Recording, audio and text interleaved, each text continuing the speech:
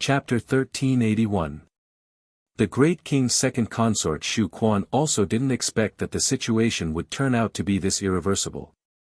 When she returned to her senses, the person beside her anxiously reported, "Not good, Prince Consort, fourth young miss has been separated from the crowd." How did this happen? Shu Quan's complexion instantly turned deathly pale, her body on the verge of collapse. Quickly go and find her." Shu Quan brought 8 bodyguards.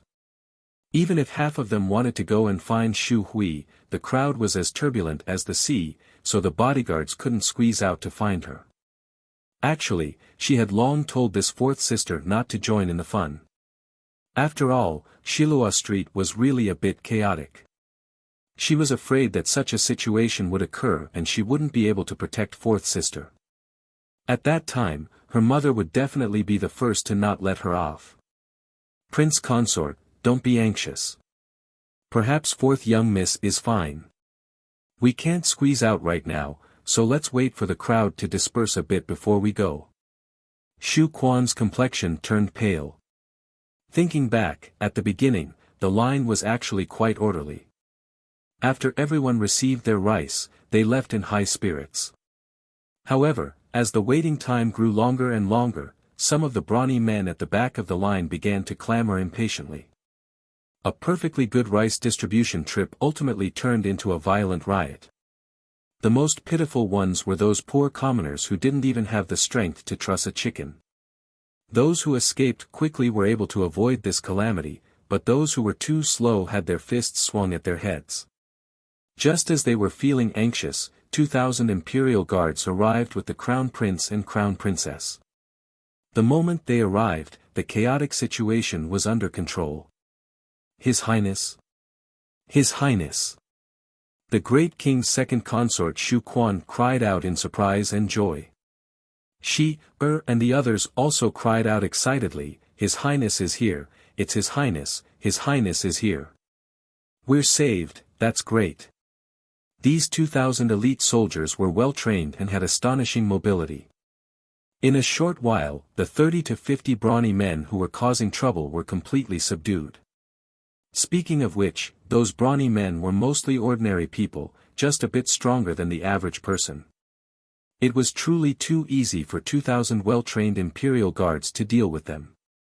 Among them, a small ringleader who resisted fiercely clenched his fist and grabbed a woman in front of Mo Lien, viciously intending to beat her up. Mo Lien angrily urged her horse to rush over. She pulled out her black moon sword and slashed at the man's waist, killing him on the spot. This bloody turn of events shocked everyone. Shu Quan was even more unlucky. She happened to be standing close to the squad leader, and the blood he spat out sprayed all over her face. Shu Quan staggered, her hands covering her small face as she screamed in horror. Mo Lien heard the familiar voice and turned her horse around, passing through the crowd. Arbor sat in front of him, and her curious gaze landed on the great king's concubine, Shu Quan. She recognized this woman. She seemed to be Mo Lien's sister-in-law. Mo Lien frowned. Could it be that this inexplicable turmoil was caused by these women? "Go ask them what's going on," Mo Lien said coldly as she swept a glance at Huifeng and the others. A group of imperial guards walked up and shoved the commoners to the two sides, creating a path that could accommodate 2 horses. Huifeng and the others quickly rushed forward and mentioned the matter the commoners wanted to ask.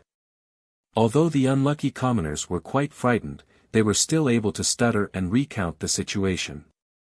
Before long, Mo Lien understood the entire situation. By this time, Shu Quan had already regained her wits and hastily squeezed out of the Imperial Guard's protective circle. "Your Highness." Chapter 1382. "Your Highness. I beg you, please save my fourth sister. Fourth sister was scattered by the crowd and is missing. I'm worried that she'll be in danger." Shu Quan looked distressed as she went forward to beg. The crown prince frowned as he looked at her and asked, "Does royal brother know that you came to Shilua Street to distribute rice?" Shu Quan used a handkerchief to wipe her tears and sweat as she nodded repeatedly. Simply nonsense, Mo Lien reprimanded. Shilua Street was originally filled with poor people. Every time the imperial court distributed rice, they would send out troops to maintain order. They were afraid that something would go wrong and a good thing would turn into a bad thing. Yet these women in front of her dared to come to the slums with just 7 or 8 guards. Did they have brains or not? Usually, this sister-in-law of hers was still considered calm and magnanimous. She didn't expect her to do such a foolish thing. Could it be that her intelligence had been lowered after being with brother Great King for so long? Actually, Shu Quan felt very bitter in her heart. Previously, the Great King had said that he would open a house of treasures with someone and talked about how much money it could make. He had even encouraged her to move all of her family's valuables into the house of treasures. In the end, the treasures were all stolen on the first day of business. Not only did they lose everything, they even owed quite a bit of debt. The monthly salary that the imperial court distributed wasn't enough to cover their expenses. After all, there was such a large family and the Great King's concubines were too many to count. It really made it difficult for them to make ends meet. Raising guards and maids also required food and money. Recently, the Great King's estate had almost reached the point where it couldn't make ends meet. Who knew how many of the maids, servants, and guards in the estate had scattered? Now that they were relying on her dowry to cover their expenses, she didn't know how long they could last. 2 days ago, her husband had listened to someone's suggestion and whimsically said that he wanted to come to Shilua Street to distribute rice and gain some popular support. She had already analyzed the difficulty of winning the popular support with her husband. Now that the entire imperial court followed His Highness the Crown Prince's lead, the commoners were also full of praise for His Highness the Crown Prince. Could it be that you thought that by casually distributing rice or something, you could immediately gain the favor of a large group of people? That's impossible. There wasn't much food left in the mansion, but the Great King's son was stubborn. He only asked for the results and never asked about the process. Helpless, Shu Quan braced herself and came. In the end, the rice distribution had caused a huge commotion. Now, even his younger sister had been lost. It was really a thankless task. The most important thing now was to find fourth sister and bring her back. Everything else could be discussed. Since it was a request from the Great King's consort, Mo Lien would not turn a blind eye to it. With a look, several small groups of imperial guards spread out and searched the nearby alleys. Shu Quan looked at Mo Lien helplessly and anxiously muttered to herself, "What to do, what to do?" Meanwhile, Mo Lien dismounted while holding Xiao Mu's hand, and he had the accompanying physicians examine the injuries of the nearby commoners. The commoners seemed to have found their backbone. Under the leadership of the imperial army commander, they lined up in an orderly manner to wait for the doctors to check on their injuries. Those with more serious injuries were carried to the front. After a round of treatment, a very young doctor from the Imperial Physician Building came forward and bowed to Mo Lien.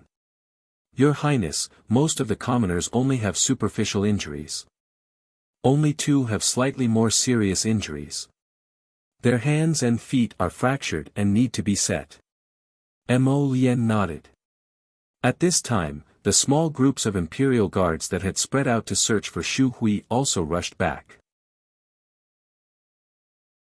Chapter 1383.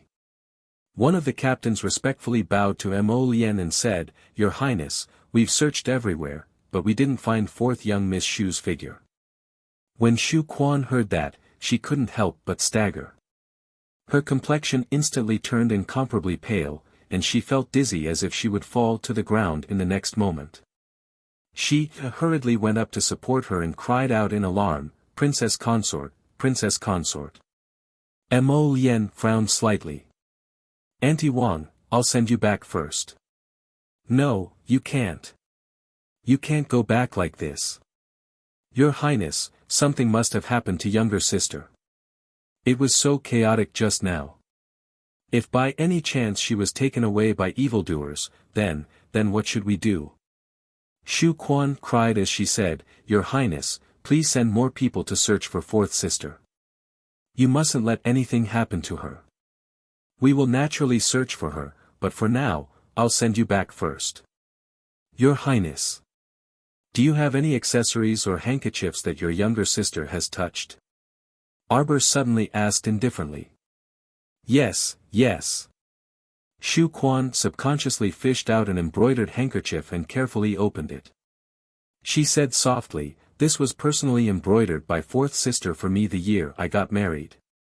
Arbor glanced at her and nodded. With a wave of her finger, several hundred light little butterflies circled forward in clusters. They stayed on that handkerchief for a few seconds like a swarm of bees before scattering and flying in all directions. This scene made Shu Quan somewhat dazed, and she, beside her looked even more shocked. Everyone thought that the crown princess used some special talisman to summon so many butterflies with a wave of her hand. Shu Quan glanced gratefully at Arbor and hurriedly thanked her. Many thanks to the crown princess for your help. Many thanks. Arbor didn't say much. Putting herself in her shoes, if her Shaolin, was taken away by evildoers, she would also be very anxious. This was human nature. Although she didn't like that Madame Shu or Madame Zhuang, this great king's princess consort seemed to be a reasonable person. In less than 10 minutes, the venom-tail butterfly Queen Xiao Xiao sent her a voice transmission. Master, I've found the place. Come with me. Xiao Xiao turned into a colorful butterfly and ran out of the paradise. She flapped her wings and flew back and forth in front of her. Arbor pulled Emo Lien's sleeve. Emo Lien had long known that this little wife of his was a capable person, so he promptly picked her up by the waist and leaped onto the horse. Leave half of the people here to continue watching. The rest of you, come with me. Shu Quan also hastily mounted a horse and followed along. The anxiety and impatience in her heart overflowed with words. The group of people followed Butterfly Xiao Xiao, who was leading the way. They rode their horses through the small alley and arrived in front of an ordinary small courtyard. This? Emo Lien lowered his head and looked at his wife with a smile. Arbor nodded. Shu Quan still wanted to ask something, but suddenly heard fourth young lady's blood-curdling screams coming from inside the door. In a split second, her entire face turned ashen. I'll go in and take a look. Why you all don't follow in? Shu Quan stuttered and brought her in. Arbor raised her head and glanced at Emo Lien. How do you plan on telling your royal father about this? Just tell him the truth. Emo Lien nonchalantly swept a glance inside the door. In any case, they had already benevolently helped to find the person. As for what happened, it wasn't something they could care about. Jojo, on the other hand, you've raised a bunch of useful little things on this paradise planet. Emo Lien leaned close to her ear and whispered. Chapter 1384. Arbor nodded, muttering softly to him, I've been raising them for a long time. Previously, I only sent them out to scout for information or something. Recently, Xiao Xiao told me that they've been accumulating mystic energy in my paradise planet, and they've also advanced in rank. Now, they can rely on a wisp of aura to distinguish and track. Emo Lien's eyes brightened. That's really great, Jojo. In the future, I'll have to rely on you to find anything. Moi. As he spoke, he even took advantage of the fact that she wasn't paying attention to give her a peck on the cheek. Xiao Mu's face instantly flushed red, and she looked around with a guilty conscience. However, she only saw the royal guards lining up behind them like door gods. They were all looking down, as if they hadn't seen anything at all. Her little fist hammered him hard, and she rolled her eyes at him. Don't flirt. I'm not flirting. Prince Emo had an innocent expression as he blinked at her and said, I'm just communicating normally with my wife. Huh, so funny. Arbor swept him a speechless glance. The crown prince immediately waved his hand, leaving behind 100 imperial guards to escort Xu Quan and her sister back. The rest continued to follow him back to South Shilua Street where they had caused a ruckus back then. By now, the buzzing crowd had already dispersed by quite a bit. The ground was littered with broken pieces, rubble, wooden shelves, and the like. Arbor's eyes flashed, and her gaze landed on a little girl who was sitting in front of a garbage dump on the street corner, bawling loudly. The girl's mother was currently hugging and coaxing a little boy, so how could she have the time to care about the little girl sitting on the garbage dump? This scene could be seen everywhere in the slums of Shilua Street. Arbor shook her head. Have you distributed the winter fruits from last time? Mo Lien nodded. It was handed over to Song Yuan. He did a pretty good job, getting a portion of the people to work. The winter fruits will be their monthly salary, isn't that great? Xiao Mu also nodded when she heard this. She also did not advocate giving it away for free, especially those able-bodied young laborers. They absolutely could not be condoned for being carefree and abhorring work. Receiving rewards for labor was the right way to go. I've collected a lot of winter fruits. I'll give them all to you. Arbor handed over a dozen storage talismans to Mo Lien. Mo Lien was immediately displeased. No, how can I let my wife bleed every time? Arbor looked at him silently and told him honestly, it really can't fit anymore. It's all piled up on the ground outside the warehouse. You can go and see for yourself tonight. Mo Lien. Alright, his little wife was too rich. Since the little rich woman didn't care, he would just keep it. He would just treat it as helping his wife to consume her food, hee. If word got out, people would laugh their heads off. Helping to consume food? In this day and age, who didn't hide some food? Only this little oddball could do this. The defensive wall on the west side needs to be reinforced. When the time comes, I'll have official Song come to Shilua Street to issue missions and then select the best able-bodied laborers. Presumably, as long as there are food supplies, there will be a lot of people willing to take on this easy mission. Arbor grunted and nodded her head like a chick pecking at rice. In Mo Lien's eyes, she looked especially cute, and he stared at her with a somewhat infatuated gaze. Arbor didn't notice his gaze at first, but when she did, she suddenly raised her hand to cover his eyes. You're not allowed to look. Bad person. He muttered and pulled down her little hand, beaming as he said, You're not allowed to stop me from looking at you. Chapter 1385. Arbor lightly spat at him. Who would have thought that after this guy got married, he would become impudent in front of others? He wrapped an arm around her waist and smiled at her with narrowed eyes. What are you spitting at? I only have you as my wife, so who else can I look at if not you? Wife, daughter-in-law. His demonic voice reverberated through the air. Arbor burst into laughter. Looking at this guy, she couldn't help but laugh. Shameless. She reached out to pinch his waist, but she felt that the muscles under his clothes were distinct and so stiff that it hurt her little hand. What do I need to be embarrassed about in front of my daughter-in-law? Mo Lien innocently rubbed against her. Don't mess around. Arbor pushed him away and looked up at him. I'm talking to you about something serious. Speak.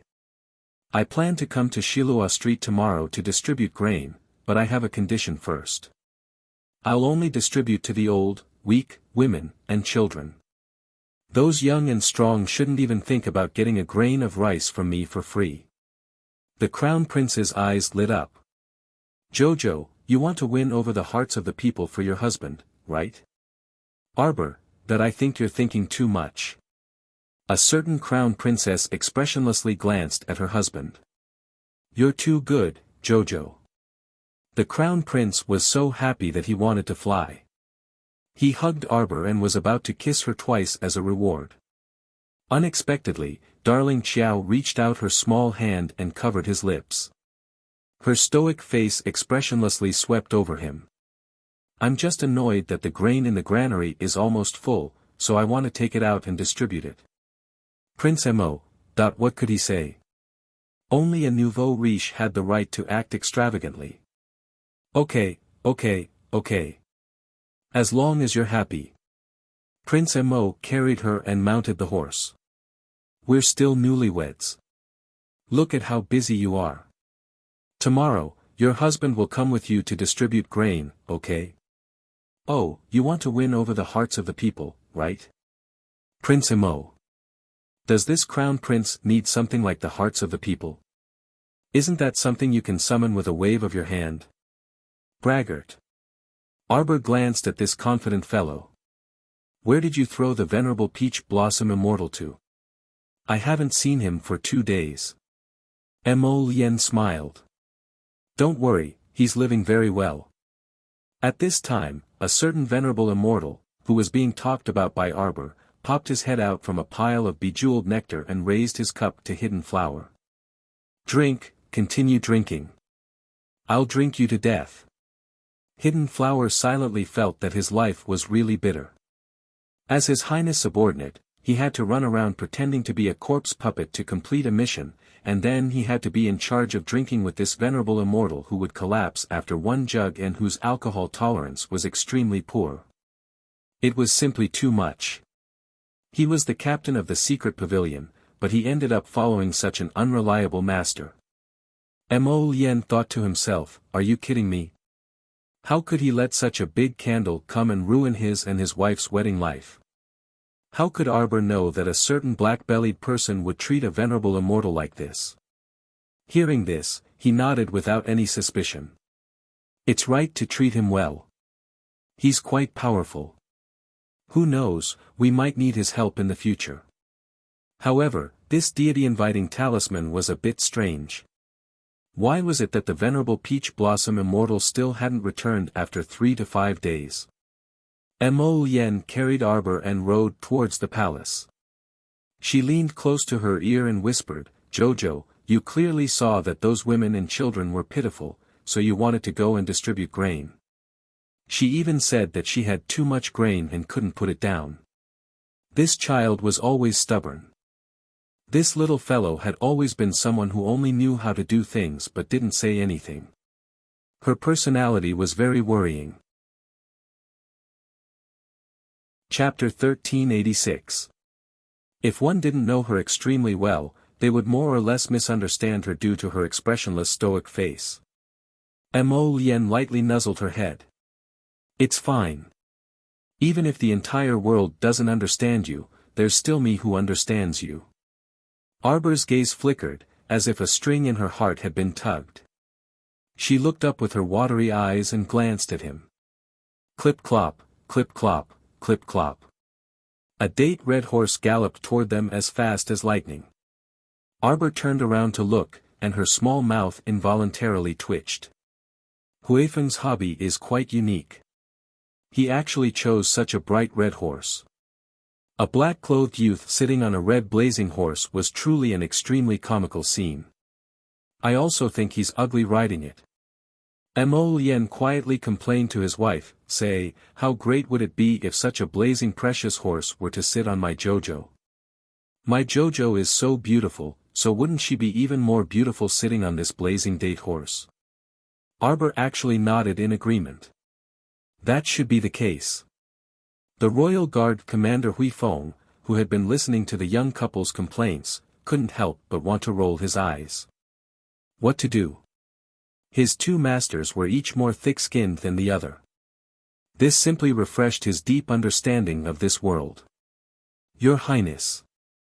Huifeng caught up and gallantly cupped his hands at the 2 of them from his horse. Mo Lien quietly said to her wife, look at him. He just had to catch up and disturb our 2-person world. Why did I take in such a dumb subordinate? Arbor immediately nodded empathetically. Actually, none of the subordinates you took in from the Hidden Night Pavilion are smart.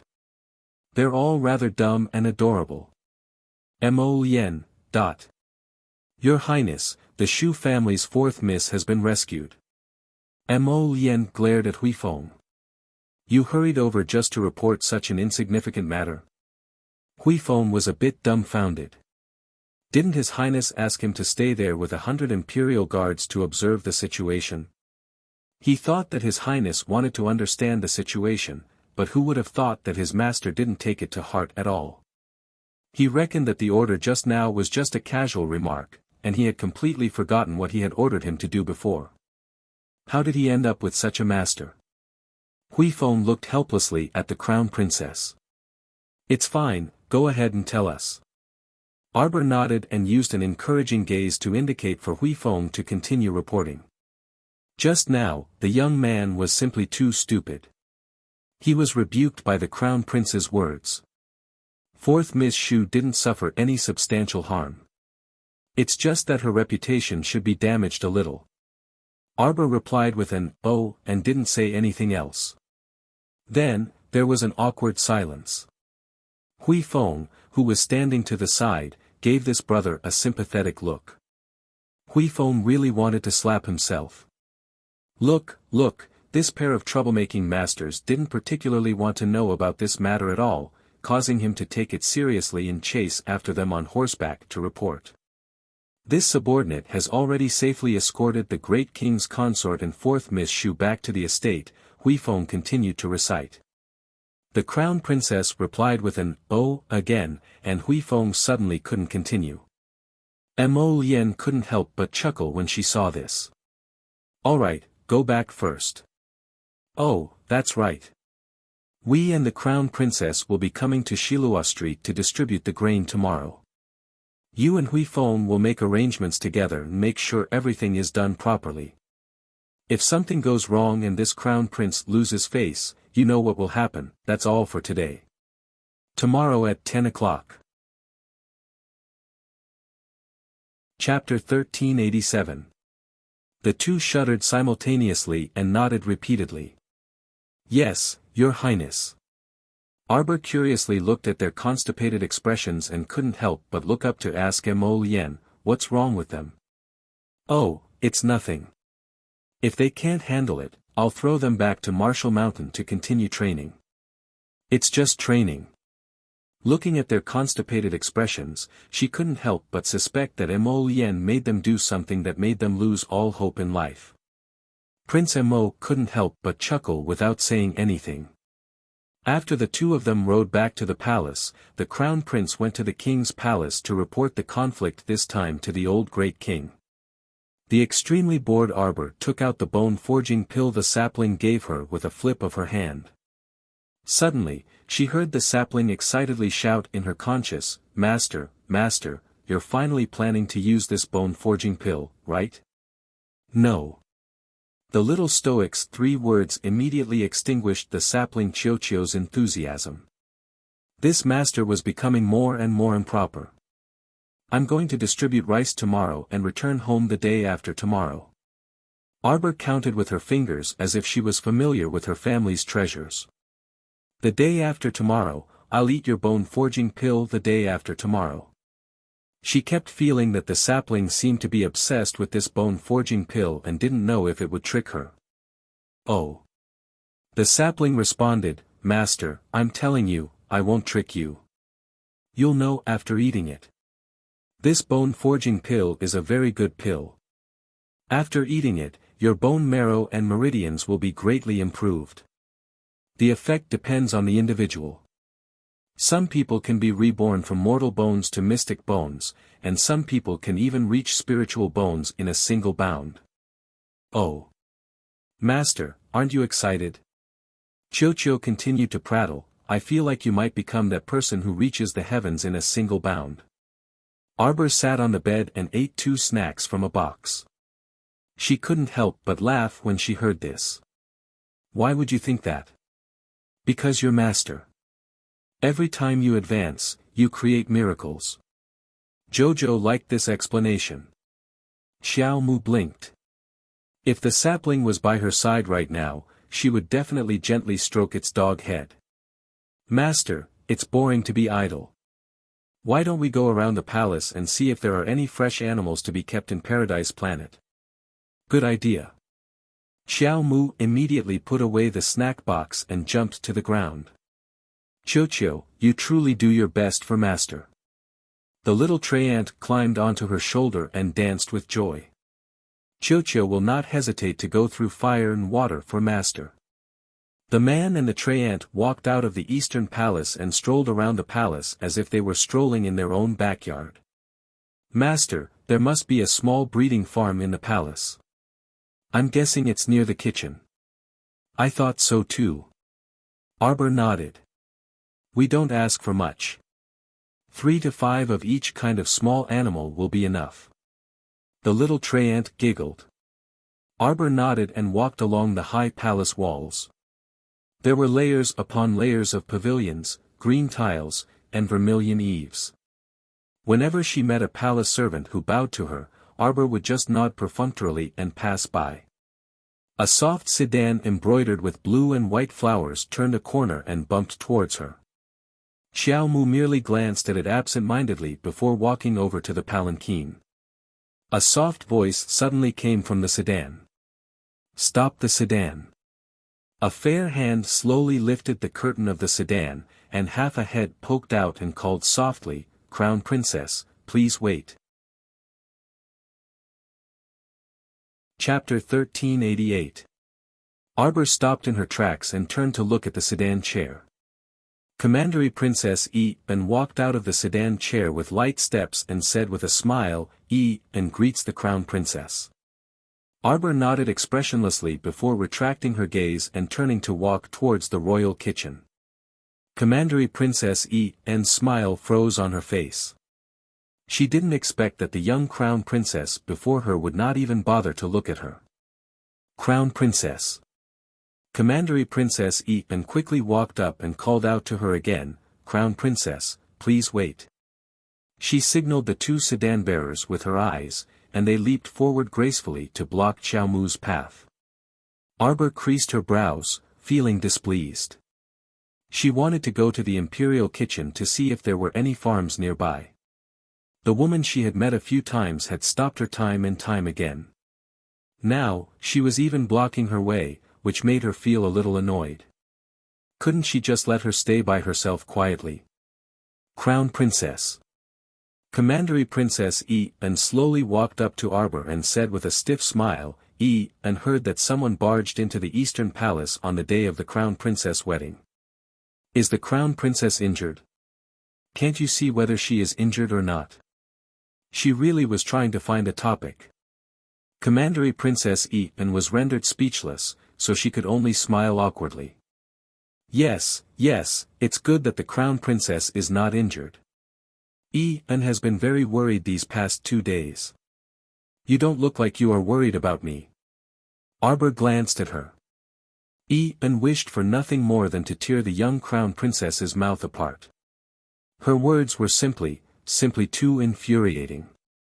She merely wanted to save face by going up to greet her and worm her way into being friends. After all, they would be seeing each other frequently in this palace in the future. Yet this young Crown Princess was so unapproachable.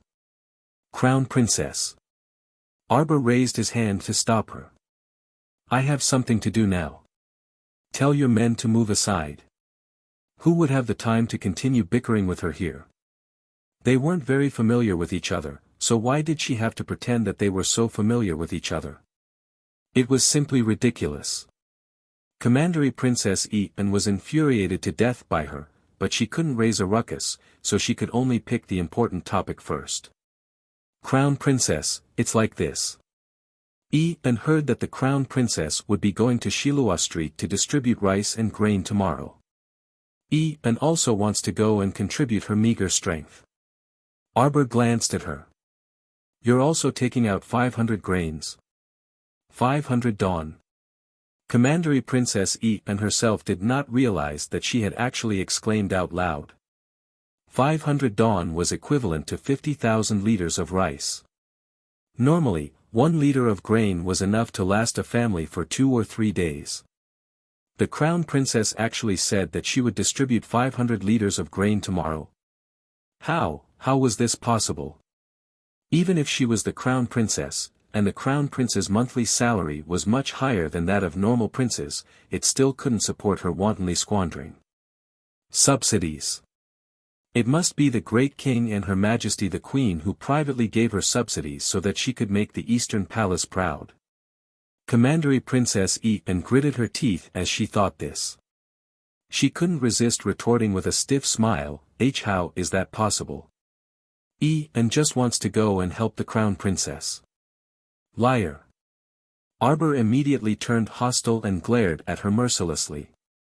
You said that you would do your part, but it turns out that you don't even want to take out a single bucket of rice. Then what use do I have for you? There are so many servants in the Eastern Palace. Do I still need a commandery princess like you to come and help? Chapter 1389. Crown Princess, how can you say that? On the side, Su couldn't help but fret. My commandery princess only wants to contribute her meager strength to help you. This crown princess was too blunt with her words. How could she mock their master like this? It had to be known that their master used to be quite wealthy. If it weren't for the fact that she had spent an astronomical price to purchase a prolongation pill at the House of Treasures that day, she wouldn't have had such a hard time recently. With the commandery princess's current state, she naturally couldn't fork out mystic currency to buy some rice for alms. Therefore, the best method was to stay by the crown princess's side and accompany her to make her presence known among the people. Presumably, with the commandery princess's gentleness and consideration, those people would definitely like the commandery princess more and not that stoic-faced crown princess. I don't need your help. You aren't even forking out any rice, yet you are vainly trying to help me earn rice. A dignified commandery princess doesn't even find it embarrassing. Arbor's harsh words simply made commandery princess and topple over in anger. What rice did I earn? Crown princess, speak clearly. How could there be such an unreasonable person in this world, able to make someone stomp her feet in anger with just 3 sentences? Is that not the case? The young crown princess swept her an expressionless glance. The harem issues a monthly stipend every month, and you are not an exception. Yet you are still fighting with a bunch of junior royal maids and junior eunuchs for private work. You are simply petty. What? Commandery princess. Su was also so angry that her stomach was about to burst. She glared at Arbor as she supported commandery princess Crown princess, please watch your words. When did our commandery princess earn any rice from you? If you are afraid that she will steal your limelight, then just say so. Why find all kinds of weird excuses? The young crown princess swept a glance at the master and servant pair before scolding them for being crazy. Then she trotted away along the palace wall without looking back. The sapling Chochio, who was sitting on her shoulder, simply laughed until his stomach hurt. He knew his little master too well. This child simply despised commandery princess from the bottom of her heart. There was no other reason than commandery princess being petty. It should be known that the little crown princess had given a small task in the Eastern Palace. Whoever was willing to accompany her to stand on the street and distribute rice tomorrow would be rewarded with a bucket of rice every 2 hours. If there were many people who received rice and the distribution time was extended, the reward would be increased by a bucket of rice every 2 hours. As soon as this small task was announced, all the little eunuchs and palace maids in the Eastern Palace fought to do it. Even if they had no use for the food in the Eastern Palace, they could still secretly send it out of the palace to their families. Besides, who would complain about having too much food in this day and age? Arbor ordered 10 little palace maids and 10 little eunuchs to help. She only needed 20 people, not one more. After the list of tasks was released, those eunuchs and palace maids who had not been selected looked disappointed. Commandery Princess actually wanted to snatch the rice bowl of one of the royal maids or eunuchs just like this. Simply preposterous and shameless. How would know that the young crown princess had such thoughts? She thought that the crown princess had rejected her because she had seen through her feelings for His Highness the Crown Prince. Because she had clearly heard that His Highness the Crown Prince would be accompanying the Crown Princess to the rice distribution tomorrow. She only wanted to create more opportunities to interact with His Highness. Did she also have to be rejected? Commandery Princess En's eyes flickered as she watched the Crown Princess's departing figure in disappointment. Chapter 1390. Commandery Princess, this Crown Princess is truly too abominable. Su grumbled, why does Commandery Princess have to put up with her every time? Commandery Princess En's eyes flickered, and she said with a sneer, let's return to the Longevity Palace to pay respects to the Queen Dowager. When the hidden guard came to report, the Queen Dowager was pruning her favorite Jasper crabapple. Recently, this Jasper crabapple had been a bit wilted. Perhaps it was because of the weather, but the Queen Dowager's heart ached terribly. She ordered people to move it back from the gardener's place and personally took care of it. After hearing the hidden guard recount the dispute between the Crown Princess and Commandery Princess and word for word, the Queen Dowager was startled for a moment before suddenly bursting into laughter. The hidden guard twitched his mouth as he reported, this subordinate heard that the Crown Princess issued a mission in the Eastern Palace, and all the royal maids and eunuchs signed up. However, only 20 people stood out. This oddball Crown Princess. The rest of the people were randomly assigned by the master to follow along. Yet she actually gave them a reward and a quota for the trip. The Queen Dowager put down the scissors in her hand and nodded repeatedly with a smile. This granddaughter-in-law of mine is truly interesting.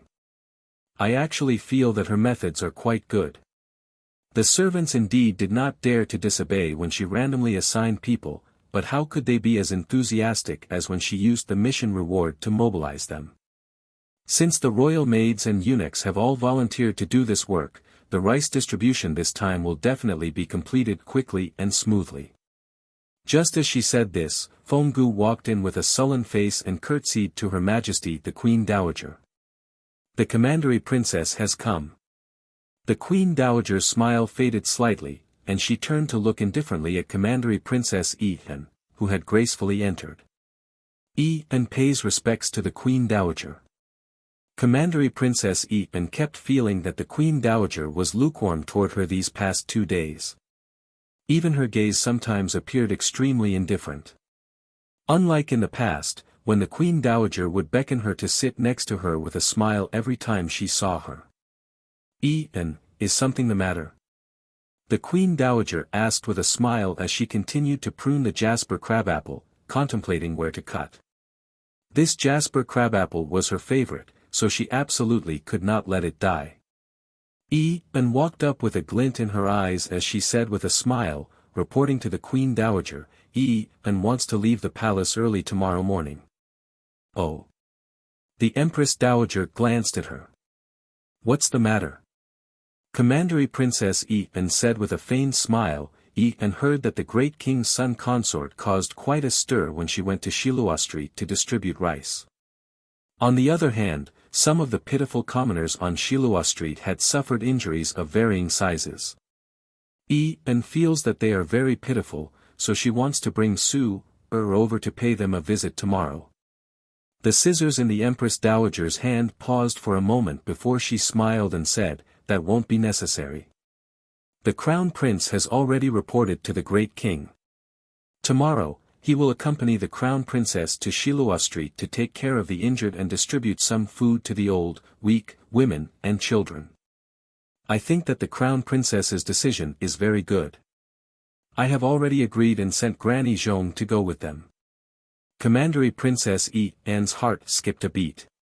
It turned out that the Queen Dowager already knew about this matter. As expected, she had underestimated how well-informed the Queen Dowager was. En quickly forced a smile. Your Majesty, En also wants to put in some effort to go over and help. The Queen Dowager's hand that was holding the scissors tightened slightly. She shook her head and said faintly, I don't think it's necessary. It's not good for too many people to go. The Crown Princess has already brought enough people on this trip, so it's good that you have this intention. Chapter 1391. When Yi-en heard this, her pupils involuntarily contracted. No, it wasn't her misconception. The Queen Dowager actually rejected her. Her original intention was to complain to the Queen Dowager. It would be best if she could persuade the Queen Dowager to give the order to arrange for her to be part of the Crown Princess's entourage tomorrow. At that time, no matter how unwilling the Crown Princess was, she had the Queen Dowager's verbal edict. Could it be that the Crown Princess could still make things difficult for her? As long as she had a few more chances to interact with His Highness the Crown Prince and let him clearly see her gentleness, generosity, and beauty, then there would still be a lot of hope for her future. But now, the Queen Dowager actually rejected her. Could it be that she had done something wrong that caused the Queen Dowager to dislike her? Commandery Princess Yi-en was perplexed, but she had no other solution. The Queen Dowager had already spoken, so she couldn't pester her any further to avoid incurring Her Majesty the Queen Dowager's disdain. After she left, Feng-gu couldn't resist scolding. In the past, I didn't realize that the Commandery Princess was such a pretentious person. Now that I look at it, she really has gone overboard with her pretense. Isn't that so? The Crown Princess had clearly rejected her going to help, yet she still dares to beg Her Majesty now. Nanny Zhong also retorted angrily, what does she think of herself as the Queen Dowager? If Her Majesty the Queen Dowager really agreed to her request and stuffed her into the Crown Princess's entourage, what would the Crown Princess think? The Queen Dowager sighed and said with a shake of her head, I still remember when she was young. When I brought her into the palace, she was only 9 years old. At that time, she was so small and skinny, like an overly frightened small animal. She would panic at everyone she saw. For a whole half a year, she would wake up from nightmares in the middle of the night every time. That's right. Her Majesty the Queen Dowager personally brought her to her bedchamber and took care of her for half a year. Feng-gu gritted her teeth and said, yet unexpectedly, she raised an ingrate who would poison Her Majesty the Queen Dowager now. This old servant still feels that we should send the Commandery Princess far away as soon as possible or marry her off as soon as possible. Nanny Zhong also said coldly, you should know that if there is a first time, there will be a second time. She can often enter Her Highness's bedroom, who knows if there will be a next time.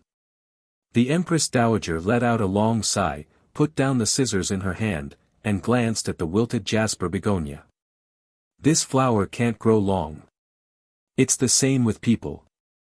They will go astray if they are raised. I don't know when they will go astray. Your Highness, don't worry. This jasper begonia can still be saved. This servant will post a mission in the city tomorrow and invite the best gardeners into the palace. The next day, the Crown Princess woke up early in the morning and led 20 junior palace maids and eunuchs, setting off with the Crown Prince's group towards Shilua Street in a grandiose manner. The accompanying 1,000 imperial guards maintained order. When they arrived at the entrance of Shilua Street, a group of junior palace maids and eunuchs began to set up a stall, dividing up the work and working together very quickly. 2 young eunuchs stood in front of several rice buckets, waiting for orders. The other 2 eunuchs held a booklet for registering grain, ready to record at any time. Very quickly, a queue formed at the entrance of Shilua Street. The junior leader of the Imperial Guards maintained order while constantly reminding the commoners in the queue, have you all seen the announcement? Elderly people who have reached the age of 55 and children under the age of 16, regardless of gender, can receive 5 liters of rice. Don't push and shove each other, and even more, don't cut in line. Once it is discovered that someone is disrupting order, your qualifications to receive it will be revoked.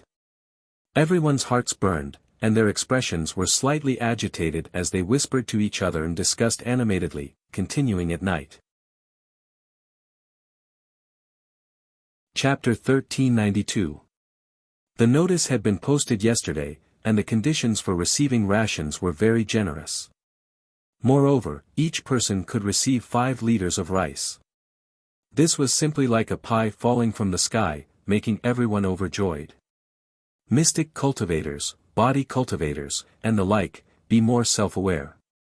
Today's rations collection event does not include people with special abilities. Once they are tested to have mystic energy or other abilities and come to falsely claim rations, they will all be arrested and thrown into prison. The head of the royal guard strapped himself on a golden saber and stood in front of the line, loudly shouting to maintain order. The line was divided into 3 lines. One line would first go to the testing stone to test their age and ability. After passing, they would go to another line to receive rations. After receiving their rations, they would go to the 3rd line and stamp a red mark on their elbows to indicate that they had received their rations. Once this kind of red mark was stamped, it would not disappear within a day, so there was no need to line up for a second time. Along the way, if they moved quickly, it would not take too much time, so the line's movement speed was still very fast. The junior eunuchs and junior royal maids divided up the work.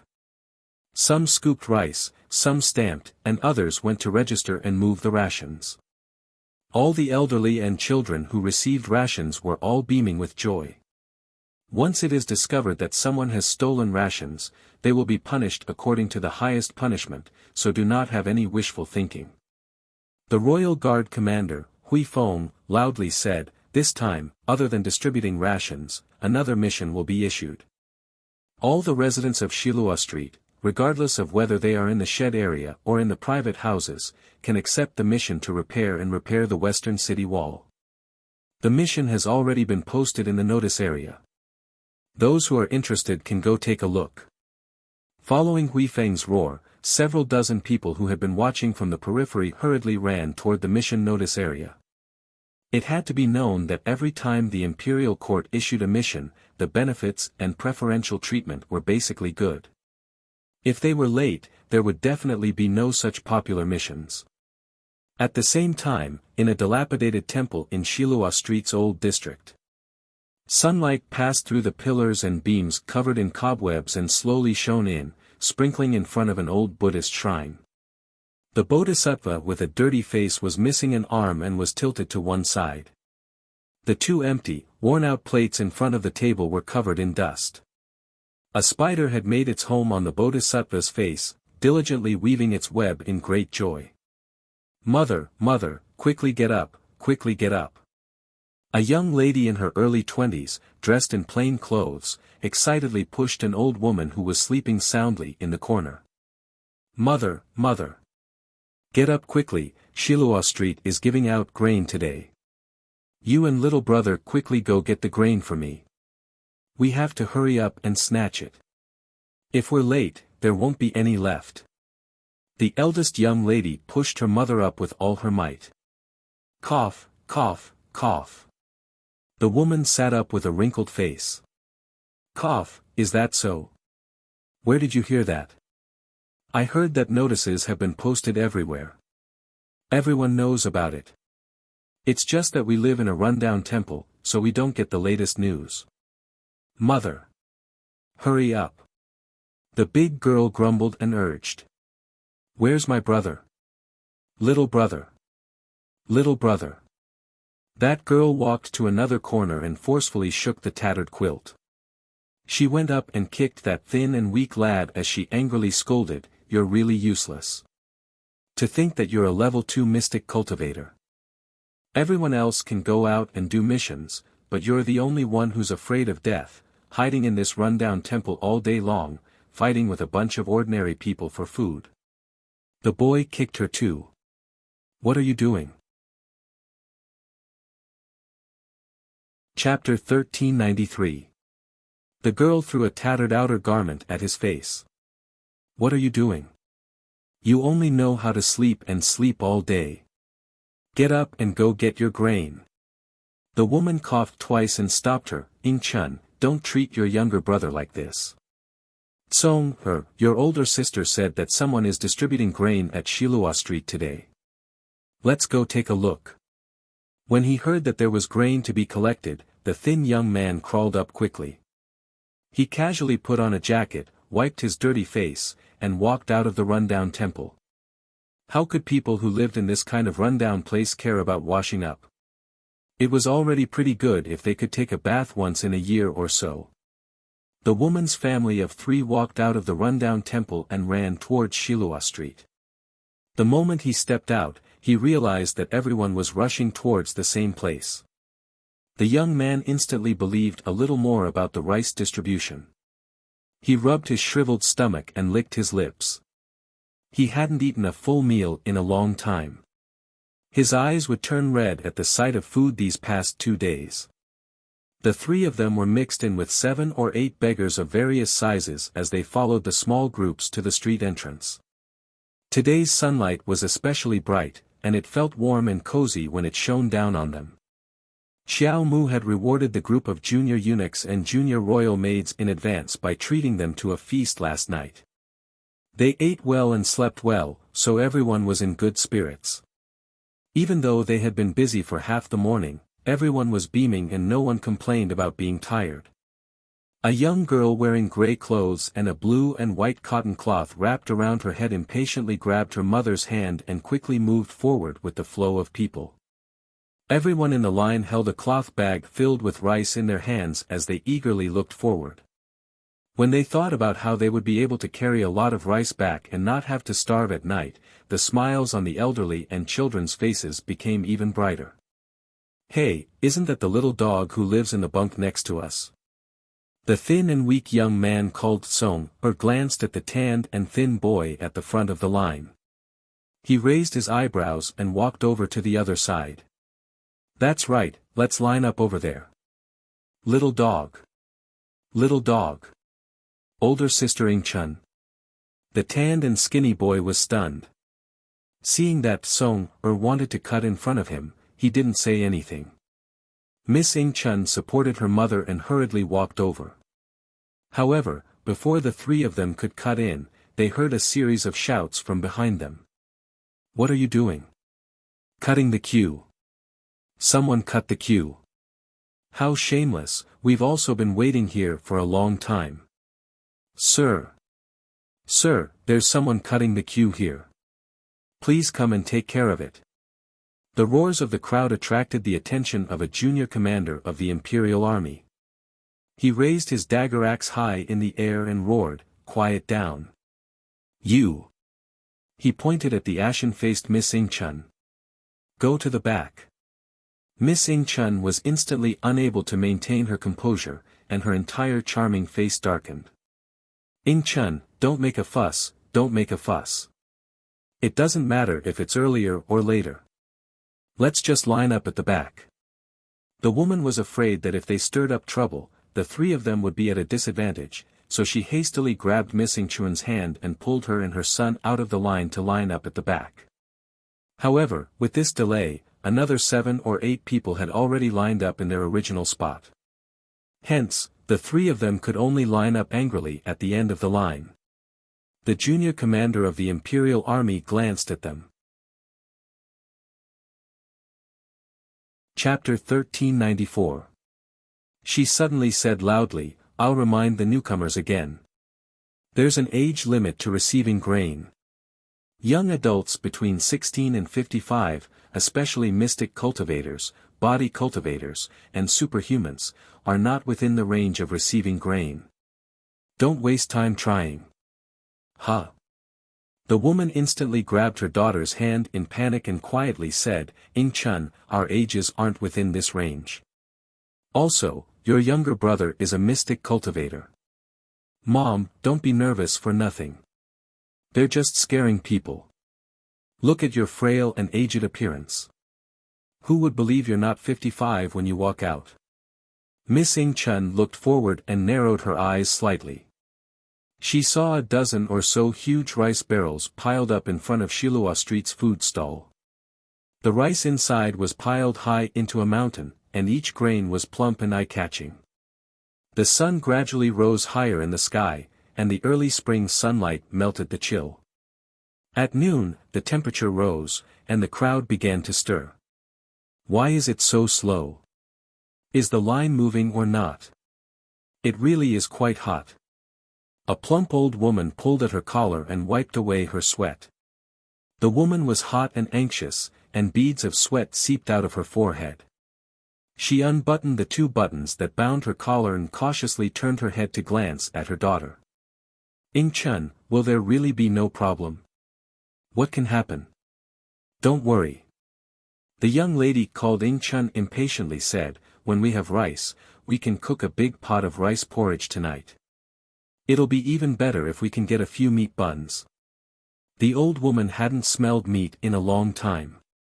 When she heard her daughter say this, she felt her mouth salivate and couldn't help but swallow. "Hey, it's moving, it's moving.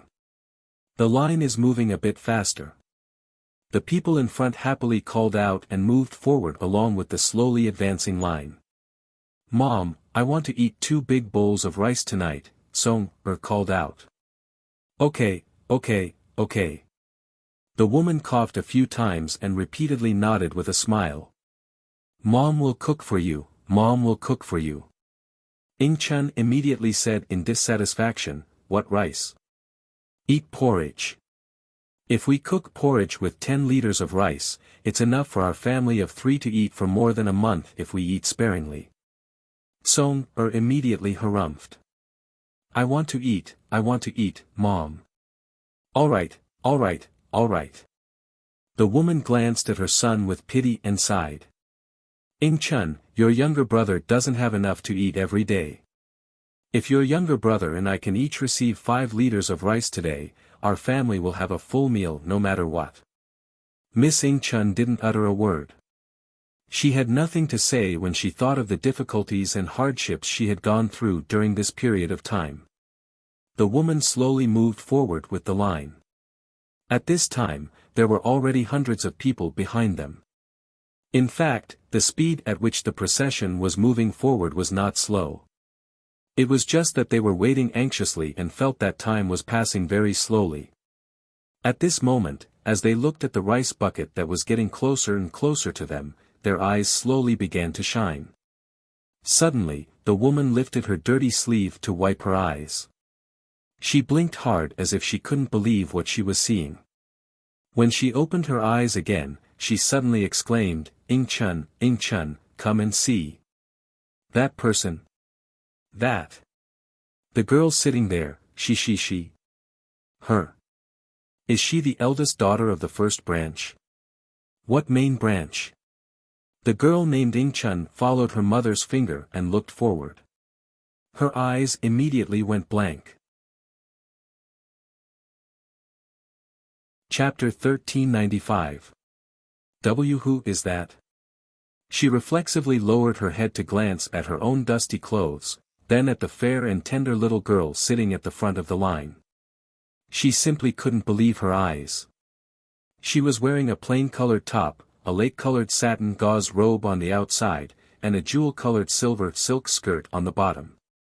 Her black hair was loosely tied into a bun, and the remaining 2 strands of hair brushed against her cheeks. Her creamy left hand wore a lustrous bracelet embroidered with green bamboo, and her right hand wore a pair of gold-threaded bracelets dotted with emerald blue. A lake-colored belt was tied around her waist, and a sachet of flowers of the same color was hanging from it. She sat silently next to a handsome man, her eyes fixed on the moving crowd in the line. No, it's not her. Mom, you've got the wrong person. How could such a refined and elegant noble lady be the eldest daughter of that pair of villagers in Kwoto village? Even if she was beaten to death, she wouldn't dare believe it. No, Mom recognizes that stoic face of hers. Madame Naley shouted agitatedly, if she really is the eldest daughter of the eldest branch, then everything is easy to discuss. We're all relatives, so wouldn't it be better to ask her for more rice? No, it's impossible. Xiao Ing-chun bit her lip and suddenly reached out to grab an auntie behind her. Auntie, take a look. Who is that young lady sitting in front? Io. That auntie softly cried out in pain, but her eyes also looked forward. She then smiled. You don't even recognize her. That's the Crown Princess, our northernmost Crown Princess. This rice distribution event was single-handedly hosted by the Crown Princess. In this entire northern MO, other than our crown prince and crown princess, who else could be so generous as to distribute 5 liters of rice to each person? Xiao Yingchuan's expression instantly turned extremely unsightly. She didn't believe it, didn't believe that that little village girl could actually become the crown princess. Seriously, what kind of joke was this? She was only a village girl. How could His Highness the Crown Prince marry a village girl? He must have been deceived. No, she had to expose her identity. To expose her true colors. Ying Chun, what are you doing, Ying Chun, Ying Chun? Madame Li hurriedly grabbed her hand and said, "It's almost our turn. Don't be so anxious. Did you forget that we were pushed to the back of the line? Don't waste all your previous efforts. 52 years old. You are not in the age range. Leave this place immediately." After the ashen-faced woman was pulled out of the crowd, she cried and threw a tantrum, "Sir, sir, please have mercy on me. Rules are rules. Let's go." Hui Feng waved his hand and immediately had the woman thrown out of the crowd. Upon hearing this, Madame Nei Li's body trembled and she hastily tugged at Xiao Yingchuan's hand, asking in a low voice, "Ying Chun, what's that? How can you tell his age?" "That's a testing stone. It's used to test talent and age. It's usually used by mystic cultivators to test their levels." Xiao Tsong's expression turned ugly. "Mother, do you think we've waited so long for nothing? Our ages aren't in this range." Madame Nei Li immediately straightened her neck and made a scene. "I don't care. In any case, I've waited for so long. If she doesn't give me food, I won't let this matter rest. Besides, we're all relatives. Is there a need to be so harsh on us?" Soon, it was Madame Nei Li and her son's turn. Chapter 1396.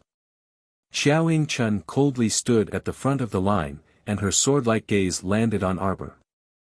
Xiao Mu wasn't an idiot. She quickly detected this kind of pressuring gaze and looked up in the direction of the gaze. When she saw Madame Nei Li and Xiao Yingchun, she couldn't help but be startled. She still remembered that when she led brother Xiao Hu to trigger his meridians in Shijiao City, she bumped into Madame Nei Li and her children. After that, she never saw this outrageous family of 3 again. The next time they met was 7 or 8 years later. However, looking at their beggar's attire and haggard appearance, they probably didn't live as they wished. "Come and take the test," the junior royal maid called out. Madame Nei Li was blindly excited and pushed away the royal maid's hand. She coughed excitedly and hastily walked up to Arbor. "You're Arbor from old Xiao's eldest branch, right?" Me. Second auntie. "Jojo, do you still remember me?" "Second auntie, ha ha ha." As he said this, he actually laughed out loud in joy. His laughter was like a few ducks swimming in a lake. Arbor didn't think there was anything to be happy about meeting Madame Nei Li's family. The first time they met was in Quoto village. Madame Nei Li brought her precious daughter Xiao Yingchun and wanted to rob her of her supplies without any explanation. After she chased them away, she even ran to elderly Lady Qiao's place to instigate her. The second time they met was in Shijiao City. At that time, she brought brother Xiao Hu to the Mystic Cultivator Association to trigger his meridians. Then, she got into a conflict with Xiao Tsong's master, Uncle Master Bai from Daybreak sect. That was also her first time meeting Murong Sun. From the looks of it, nothing good happened every time she met Madame Nei Li and her children. "Come and take the test." The junior royal maid angrily roared and immediately dragged the excited Madame Nei Li to the testing stone to press her handprint. 50 years old. A normal person, 50 years old doesn't fit the age. "Throw her out," Arbor coldly said. Prince Mo glanced at Madame Nei Li and her children but didn't say anything. When Madame Li heard that she was going to be thrown out of the line and wouldn't be able to get half a grain of rice, her eyes immediately turned red. She coughed loudly and said, "Ah, let me go, let me go. You cursed little beast. How could they be so cold-blooded and heartless to their own relatives? In terms of seniority in the family, I am your second aunt. Xiao Tsong was also anxious. He pointed at Arbor and said, Your Arbor. Your Arbor, right? A trace of hidden hatred flitted through Xiao Yingchuan's eyes. She suddenly pushed aside the crowd and dashed forward. With a plop, she knelt down in front of Mo Lien. Your Highness the Crown Prince, you must be His Highness the Crown Prince. This commoner greets Your Highness. Your Highness, this humble girl has something to report. Your Highness, you mustn't be deceived by this little village girl beside you. She wasn't the daughter of a noble family. She's just a village girl. She's not worthy of your noble status. She was a village girl from Quoto village. Your Highness. After Xiao Yingchun finished reciting, she turned to look at Arbor and said with a malicious sneer, Arbor, I don't know what method you use to deceive the Honorable His Highness the Crown Prince. But today, I'm here to expose your true identity. The Crown Prince abruptly stood up. Xiao Yingchuan's face was filled with joy as she looked up at the Crown Prince expectantly. As she expected, Arbor had indeed deceived the Crown Prince. The Crown Prince would definitely fly into a rage out of humiliation and punish this woman. Humph, what Crown Princess? A village girl delusionally wants to sit in the position of the Crown Princess? She's simply a fool's dream. Tie her up. The end of the night watch. Chapter 1397. Prince Mo's handsome face was taut as he pointed at Xiao Yingchun and her children. Disruptors, go to jail. A cold voice rang out mercilessly, causing Xiao Yingchun and her children's faces to turn ashen. How was that possible? It couldn't be. She was clearly there to expose this woman's true identity, so why didn't His Highness the Crown Prince arrest Arbor instead of the three of them? Xiao Yingchuan's eyes widened in shock. Her mother, Madame Nei Li, was already trembling in fright. She hastily dragged Xiao Yingchun back and screamed, No, no, don't. Madame Nei Li grabbed her children's arms tightly and shielded them behind her with all her might. Don't imprison my children. If you want to imprison me. A week ago, their family of three finally arrived at the Mo Kingdom base after going through countless difficulties and dangers. They always thought that they would definitely have good days in the future, but they didn't expect that they would face the crisis of being imprisoned just because they came to collect rice. Xiao Yingchun and Xiao Tsong were also quite frightened. Their bodies trembled as they hid behind Madame Nei Li, and their eyes were filled with terror as they looked at Arbor. Arbor didn't even bother to look at them. She was already familiar with Madame Nei Li's family of three. The three of them were all brainless, so what was the point of bickering with a few brainless people? Xiao Yingchun, I didn't expect you to only grow older but not wiser these few years. You're already so old, yet you're still so stupid. Arbor mocked expressionlessly. Looks like you're quite lucky to be able to survive in this chaotic world for so long. What did you say? Xiao Yingchuan's face flushed with anger, but her mother tightly grabbed her wrist. Arbor coldly glanced at her, causing Xiao Yingchun to swallow back the words she had yet to utter. What are you still standing there for? Rules are rules. Anyone who dares to cause trouble during this rice distribution operation will be imprisoned, Mo Lien said indifferently. Imperial guards immediately strode over and surrounded Madame Nei Li and her children. Don't arrest me, don't arrest me. Xiao Tsong immediately cowered and shrieked in panic. It's that woman's fault for speaking nonsense. Arrest her, arrest her. Don't arrest me, I didn't say anything. You coward, what are you saying? Xiao Yingchun shrieked and stepped forward, wanting to kick Xiao Kong. However, she was held down by a few Imperial Army soldiers, and no matter how she struggled, she was unable to break free. Arbor coldly glanced at them and waved his small hand as if he was shooing away flies. The imperial guards immediately responded with a yes and dragged the Qiao family's mother and sons out of the crowd. Arbor, how could you treat old Qiao's relatives like this? Arbor, I want to see your parents, Arbor. Ah. Madame Li seemed to have been slapped twice, so she could only obediently shut her mouth. Did you see that? There was an age limit for receiving grain today. Let me remind you again. Don't come here hoping that you'll get lucky. Once you're found to be an imposter, all of you will be imprisoned. Imperial Army Commander Huifeng repeated the rules over and over again. Arbor swept a glance over the crowd and did a head count. The 500 grains today would probably be distributed by the afternoon. If there weren't a few people causing trouble in the queue, this distribution speed would still be acceptable. After Qiao Yingchuan's family of 3 was chased out, no one else dared to take the risk of receiving grain despite their age, so everything proceeded smoothly. At 5 in the afternoon, the long queue had already ended. Everyone hugged their grains and happily thanked them before leaving. Chapter 1398. Arbor stood up and said to the group of junior royal maids and eunuchs, "All right, pack up and let's go home." Everyone cheered in unison and swiftly packed up the tables, chairs, stools, rice buckets, and other items, moving them back into the food store. The food store's shopkeeper stood at the door with a grin with a group of waiters. He respectfully bowed in salute and was about to respectfully send off the crown prince and crown princess. Suddenly, an old woman with a lame leg walked over shakily with a crutch and a broken bowl in her hand. She hurriedly called out, wait a minute, I haven't received the rice yet." There was a large, half-rotten sore on the back of the granny's hand, and there was also a 7 to 8-year-old, dark-skinned and dignified child following behind her. His pair of black eyes were curiously looking at Xiao Mu and the others.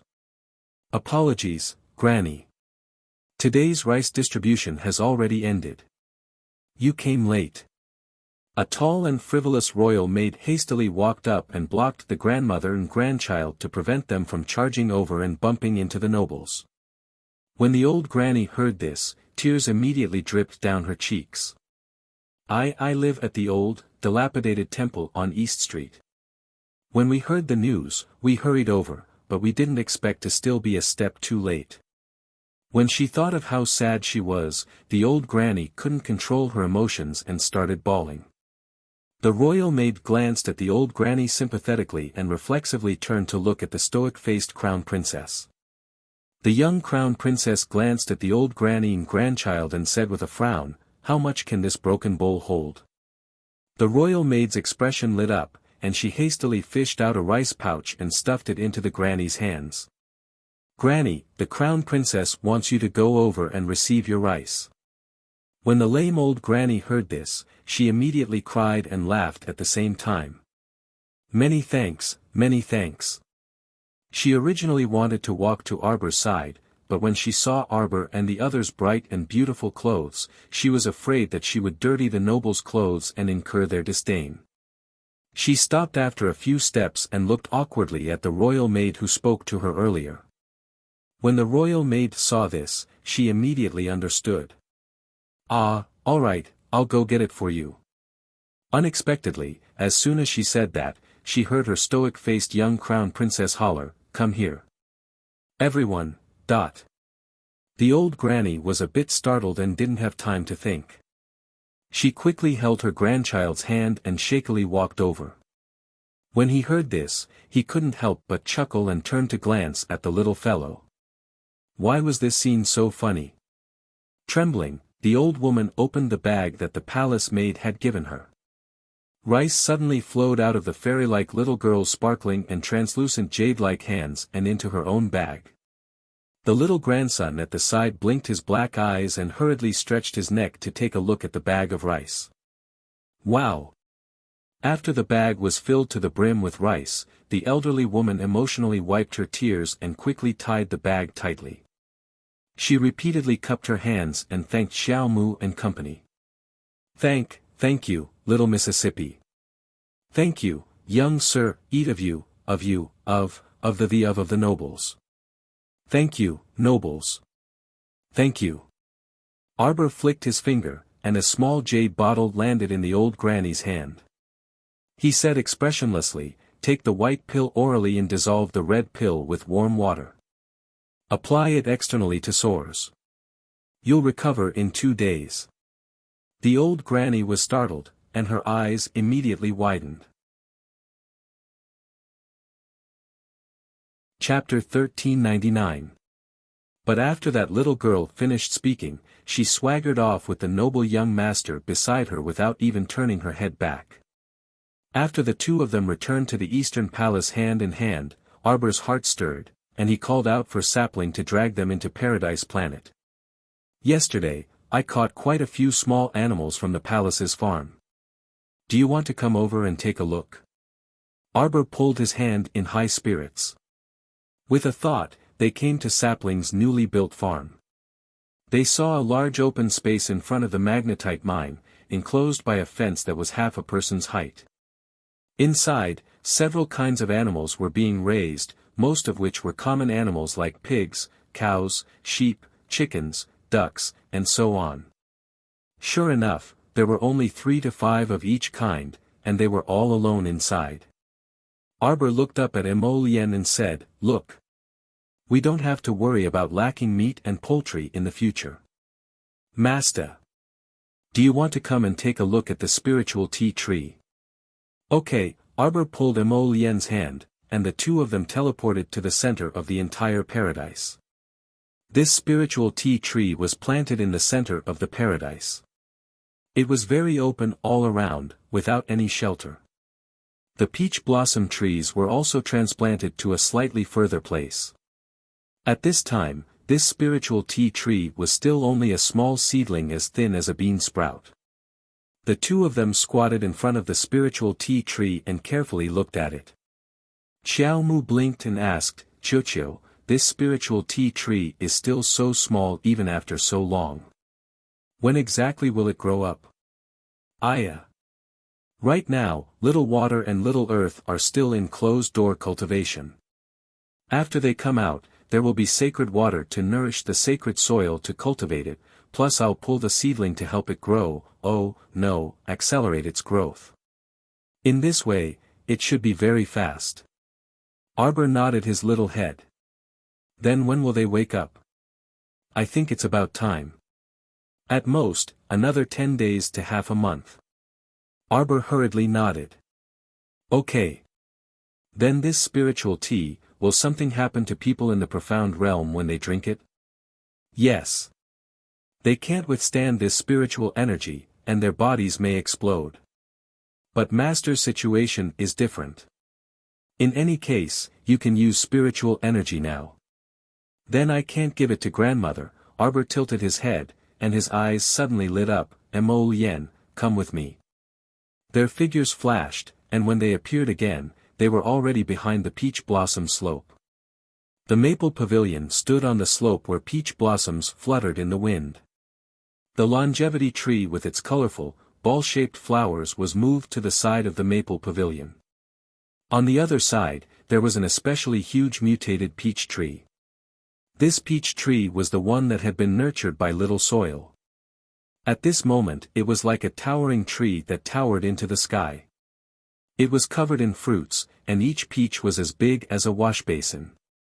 It was so big that it was a bit exaggerated. "How about I give grandmother a pair of peaches for her birthday? Then, I'll use high-grade longevity grass to make 2 longevity pills for her. What do you think?" Arbor muttered, "It's a pity that the longevity tree hasn't borne fruit yet. Otherwise, I could make 2 longevity pills for grandmother."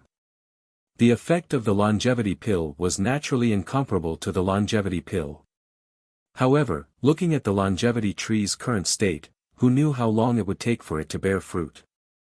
"Baby, it's already very good." Emolien cupped her little face and praised, "Grandmother will be very happy." Arbor nodded. Suddenly, his eyes flickered, and he saw a small snake head poking out from between the leaves of the longevity tree. A pair of big, watery, cute eyes blinked as it looked at Arbor. Chapter 1400. Suddenly, it cried out, "Master Silver," and slid over to her with tears in its eyes. Arbor stared blankly and subconsciously reached out her hand.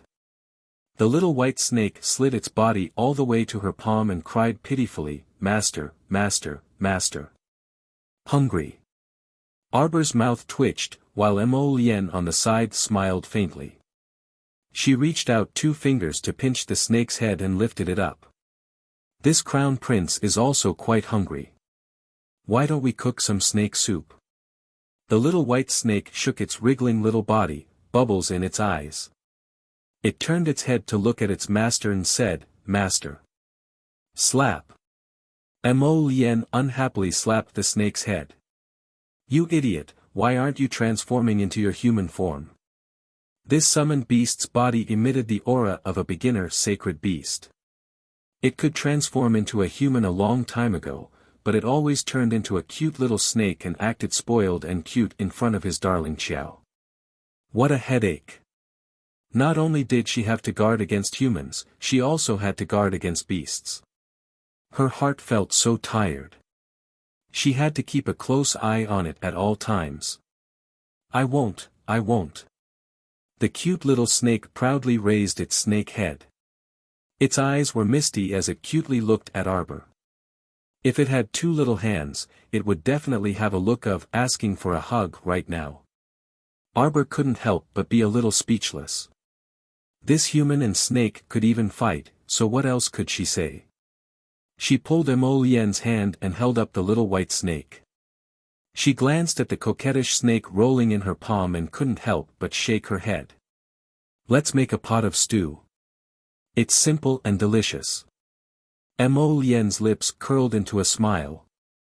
Her eyes were like knives as she poked that damn white snake and said with a smile, "Snake meat stew in a pot. It's very delicious, Jojo." This damn slandering man. The little white snake's 2 big round eyes angrily glared at Mo Lien. After a while, Mo Lien made a pot of mushroom meat stew. The 2 people, 1 snake, 1 ape, 1 chicken, 1 phoenix, and 1 squirrel sat in a circle and ate with relish. It could be said that they were all gathered together today. Other than sacred water and sacred earth who hadn't come out of seclusion, the other summoned beasts and contracted beasts were all present. That little white snake almost buried its head into the plate in front of it. "Little snake, I'll give you a name." The moment Arbor said that, the little chick who was pecking at meat with its little mouth, choked on its own. It's here, it's a historical moment again. After little, the little master continued, the little snake. The little snakes, the master, the little, master, the snake, the master, the little, the snake, the little, the master, the master. The blazing blood fire phoenix, who had shrunk to the size of a blue wand, couldn't help but turn its head and roll its eyes at him. "Are you sure?" I've thought it through. The little white snake nodded its little head vigorously with an expression that said, "Please give me a name, please give me a name." Arbor tilted its head and thought for a moment. "Then I'll call you Snaky from now on." The little white snake, Snaky. "Master, are you sure this is a name you came up with after careful consideration?" Arbor picked up a mushroom with his chopsticks. "Or should I call you Softy?" Pft. Cough. The bloodfire phoenix suddenly felt that the name, given to it by this scoundrel wasn't too bad. How about her? Mo Lien's mouth twitched as she calmly picked up a wine glass. Master, why you should just call me Snaky," the little white snake stuttered. Chapter 1401. Take a closer look, you're Snow White all over. How about I call you Whitey? No, master, look. This little fat squirrel is also covered in white fur. He's more suitable for this name. The little snake betrayed his teammate without a second word. Chirp. The little fat squirrel expressed that he didn't understand what they were saying at all, and his little furry face revealed a bit of foolishness. Don't bully Chirp. He's so small, and his comprehension is limited. Arbor said softly. After saying that, the phoenix, chicken, snake, and ape all swept a disdainful glance at the fat squirrel that was acting dumb. Jojo, high-level mystic beasts all have spiritual intelligence, not to mention the ones beside you. As long as they're divine beasts and above, they can all transform into human form. Yen coughed lightly and said while pointing at the little fat squirrel, he should be a sacred beast. Otherwise, when the bloodfire phoenix egg entered your conscious pool back then, you would have kicked it away long ago, no? Arbor blinked. Aside from the ape and the divine bird Qing Wan, in other words, the little white snake, the phoenix egg, and the little fat squirrel beside her were all sacred beasts. Yen nodded vigorously. So don't be fooled by their adorable appearances. Who's adorable? The bloodfire phoenix was the first to cry out in defiance. This lord has never acted cute or foolishly. Don't compare me with those two idiots. If I'm not wrong, this little white snake that's acting dumb. It should be the ancient netherworld great void serpent. He has the power of the netherworld. Yen swept a glance at the little white snake whose eyes flickered. Arbor picked up the small bowl and ate 2 mouthfuls of rice. She looked at the little white snake with sparkling eyes. Then how about I call you Ming Ming from now on? When the little white snake heard that, compared to the unreliable snake, soft, thin, and white names, this Ming Ming sounded much more pleasing to the ear. It quickly nodded its head and agreed, worried that its little master would go back on her words. Egg. The bloodfire phoenix's mouth twitched. I'm no longer an egg.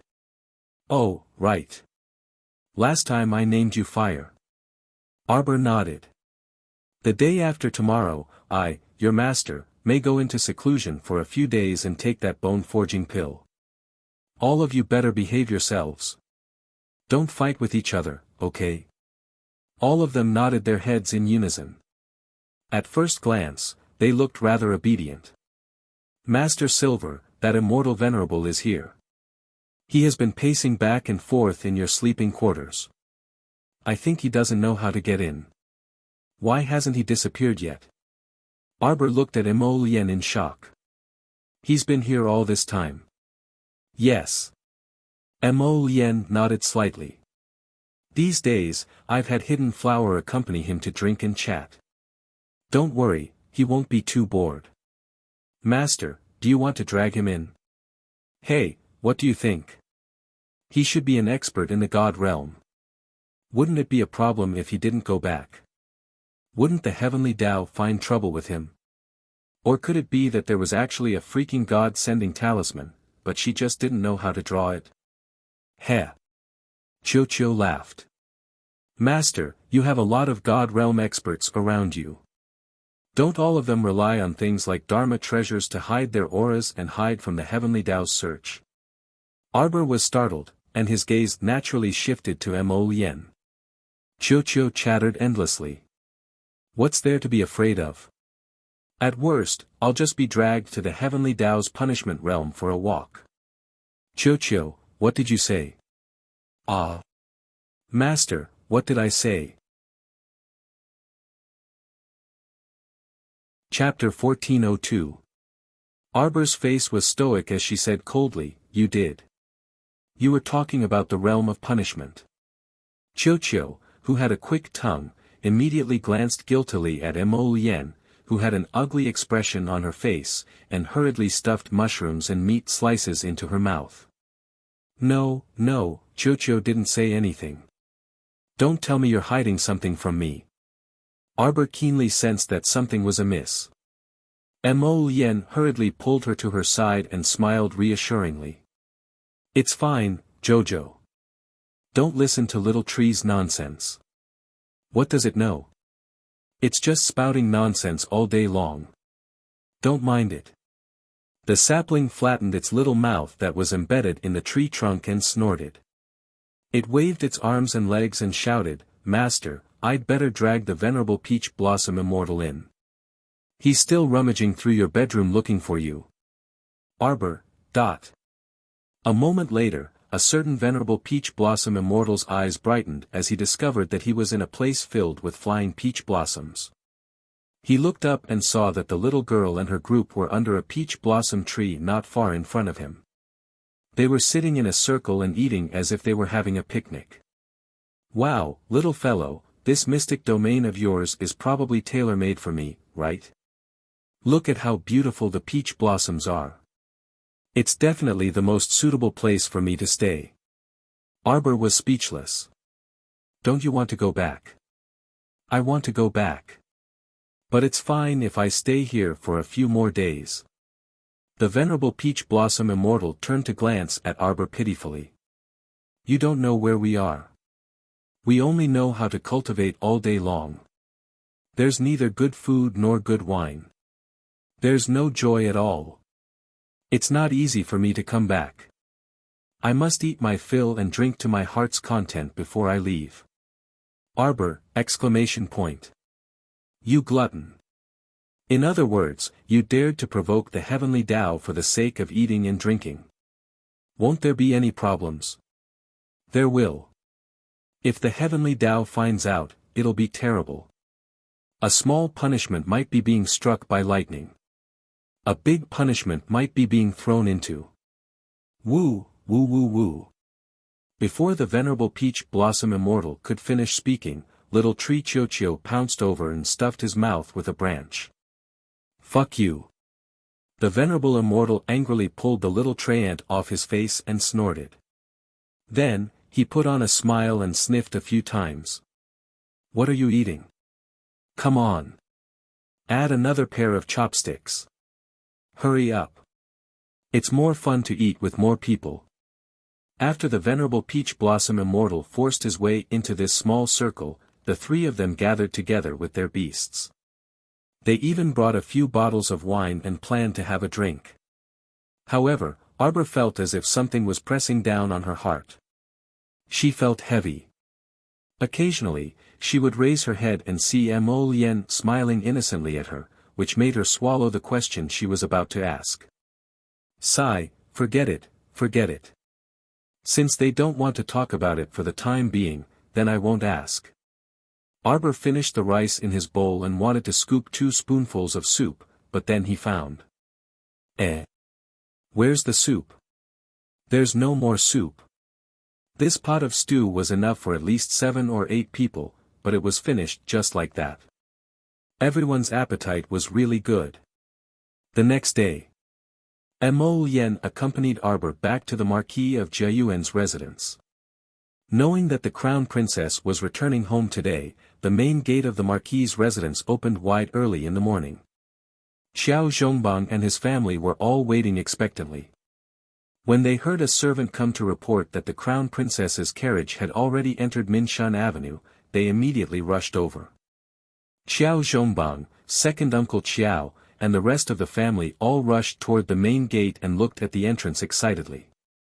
They saw a handsome man and a beautiful woman appear at the main gate hand in hand. Chapter 1403. Greetings, Your Highness the Crown Prince, greetings. Everyone's eyes curved into crescents as they stepped forward to greet him. We're all family, no need to be so courteous. Older sister is back, older sister is back. Xiao Lin cheered and was about to pounce over to give her older sister, whom she hadn't seen for many days, a hug. Unexpectedly, a small figure was faster than her. He jumped in front of Arbor and hugged her leg, shouting, "Benefactress, benefactress. Benefactress." Arbor couldn't help but find it funny. She bent down to pick up the little monk and knocked on his little head. "You missed me." This little monk missed Benefactress very much. When Benefactress wasn't here, this little monk couldn't eat or sleep in peace. Woo-woo. The little monk sniffled and nodded. "You heartless little one." Wei Ziqin was amused and annoyed at the same time. I wonder who's been cooking all kinds of vegetarian food for you recently to make you happy. Benefactress's mother. The little monk said in a childish voice. Arbor rubbed his little bald head in amusement. Mother, let's go in and talk. The group of people moved to the main hall and gathered together, laughing and chatting happily. When they talked about yesterday's trip to Shilua Street to distribute food, Xiao Lin pouted angrily and said, "Why didn't Big Sister bring me to something so fun?" Wei Ziqin hit her daughter in annoyance and reprimanded softly, "You can play with anything.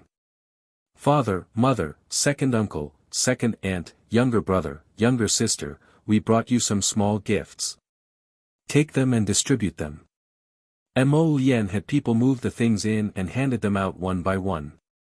For mother and second aunt, there was a set of head ornaments and jewelry. For father and second uncle, there was a famous calligraphy and painting. For younger brother, there was a set of the 4 treasures of the study. For brother Xiao Hu, there was a famous sword. For Xiao Lin, there was a pair of golden brocade wristbands. Everyone couldn't help but hold their gifts, grinning from ear to ear. This is for eldest aunt and cousin Roland. If mother visits them later, you can bring it over. Good, good, good. Wei Ziqin chuckled and nodded. The little monk sat on Arbor's lap and looked at the gift boxes in everyone's hands. He asked weakly, I don't have any. Arbor couldn't help but find it funny. With a flick of his wrist, he took out a pink and fluffy hat from his inner world and put it on the little monk's bald head. Nice. Yes, yes. Ha ha ha. Jolin was laughing so hard that he fell down. Did you see that?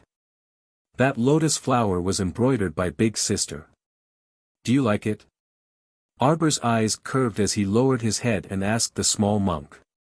The corners of Mo Lien's mouth twitched silently. He didn't know if he should praise his wife for her hobby of embroidering lotus flowers. The little monk reluctantly nodded his little head. She looks a little ugly. Pfft. Everyone hurriedly held back their laughter, pretended to cough, and each took a cup of tea to drink. Don't complain, I'll tell you. Arbor flicked his little head. Wear it when you go shopping in the future. Don't always show your bald head. But it's a little hot.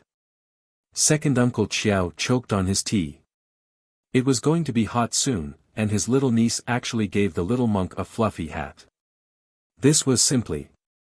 Did you do your morning ritual today? Arbor changed the topic. I finished it yesterday, the little monk muttered to himself, immediately forgetting his earlier protest. Chapter 1404. After eating lunch, Arbor followed Mo Lien back to the Eastern Palace. Since he didn't have anything to do in the afternoon, Arbor took out the bone-forging pill and glanced at it. Are you going to take it now? Mo Lien asked as she set down the scroll in her hand.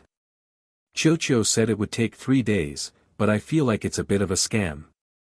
It'll probably take 5 to 7 days.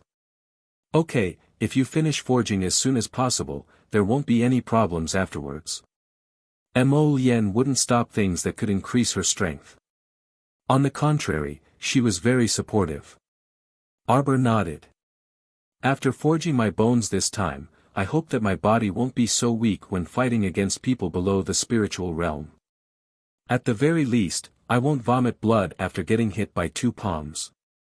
Jojo, you will definitely succeed. Mo Lien nodded with a smile. Let's go, I'll bring you to the cultivation area in the back room of the bedchamber to enter closed-door cultivation. Arbor hummed in assent and stood up, allowing her to lead him to the secret room. After the stone wall on the wall shifted back to its original position, Mo Lien turned around and walked out of the secret room with a smile. Huifeng flipped in from outside the window and cupped his hands. Your Highness. How is the investigation going? Huifeng nodded. According to the information that the Hidden Night Pavilion has collected over the past few days, we have basically confirmed it.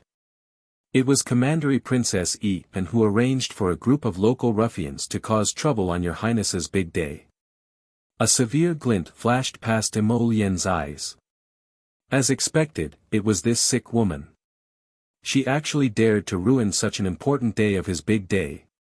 Simply abominable. Your Highness. Mo Lian ordered coldly, continue. But that day, when the crown princess was serving tea, the person who bribed the royal maid Kai Qin to poison Her Majesty the Queen Dowager was not Commandery Princess Yi-Pen. Hui Feng said, but Her Majesty the Queen Dowager seems to be convinced that it was Commandery Princess Yi-Pen who poisoned her. Was it the vassal king of Nan's estate?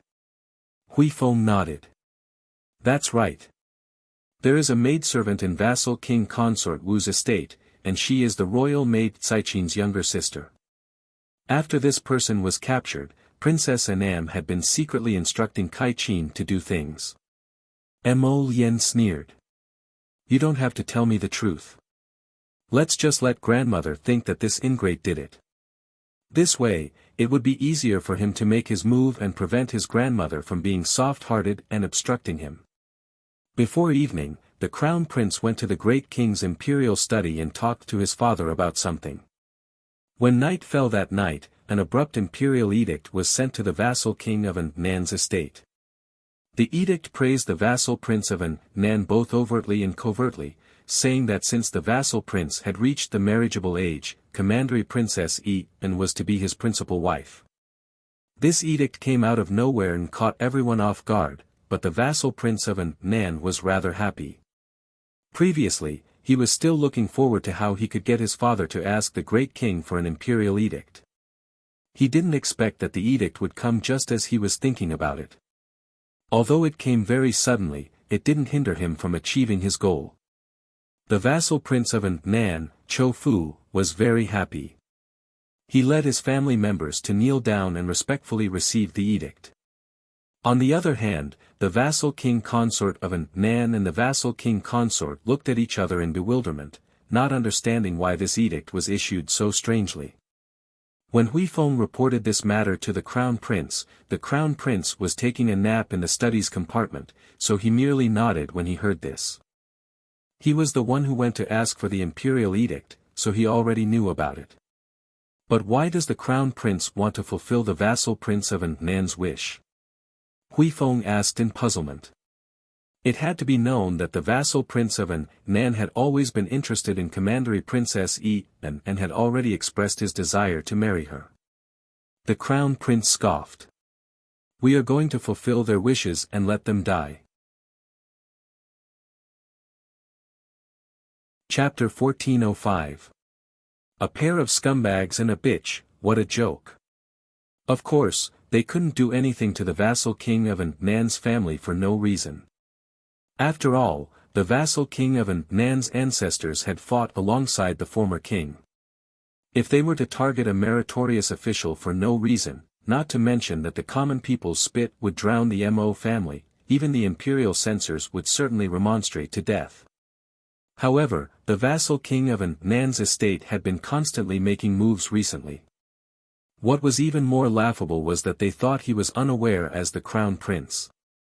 It was fine, let them continue to make trouble. By then, Yi-Pen would have already married into the family, so he could behead them all at once. This way, they would have a companion on the road to the Yellow Springs. At that time, not to mention that he was vicious and merciless, they had brought this upon themselves. Hui Feng looked at Prince Mo's expression and quickly lowered his head. Your Highness, there is another matter.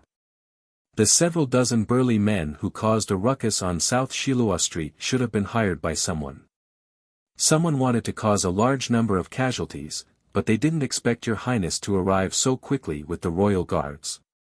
The crown prince narrowed his eyes. Continue investigating and ferret out the mastermind. He had a premonition that the organization behind this wanted to make another move after failing to clean up the polluted water source. This time, perhaps they were targeting the Mo Kingdom base. After all, the Mo Kingdom base had the most human traffic and had the most complete defensive fortifications. As long as they wiped out the Mo Kingdom's defensive fortifications, it would be easy to dismantle the other fortifications. He keenly sensed an impending storm, and he closed the book in his hand. On the other side, when news of the betrothal reached Commandery Princess En's Anya pavilion, she simply couldn't believe her ears. What did you say? Say it again. The fine-toothed comb in Commandery Princess En's hand unwittingly fell to the ground with a clatter. She sat on a small stool with her long hair draped over her shoulders. Her eyes were wide open, and her rosy face after bathing appeared as ghastly pale as a sheet of paper. Su immediately burst into tears. Miss, the great king's decree has already reached the vassal king of Nan's estate, and the vassal prince of Nan has already received it. The wedding date is set for 1 month from now. After the Queen Dowager's birthday banquet, it will be Mrs.'s turn to get married. Commandery Princess En's vision darkened, and she nearly toppled off the stool. Fortunately, Su saw that something was wrong with her and immediately rushed forward to support her. Miss, you have to hold on. You must not fall. What did the Empress Dowager say? The Queen Dowager also knows the great king's intention behind this marriage decree. Commandery Princess En shrieked. How can the great king make such a decision on his own? Without the Empress Dowager's permission, she personally arranged my marriage. Please be careful with your words, princess.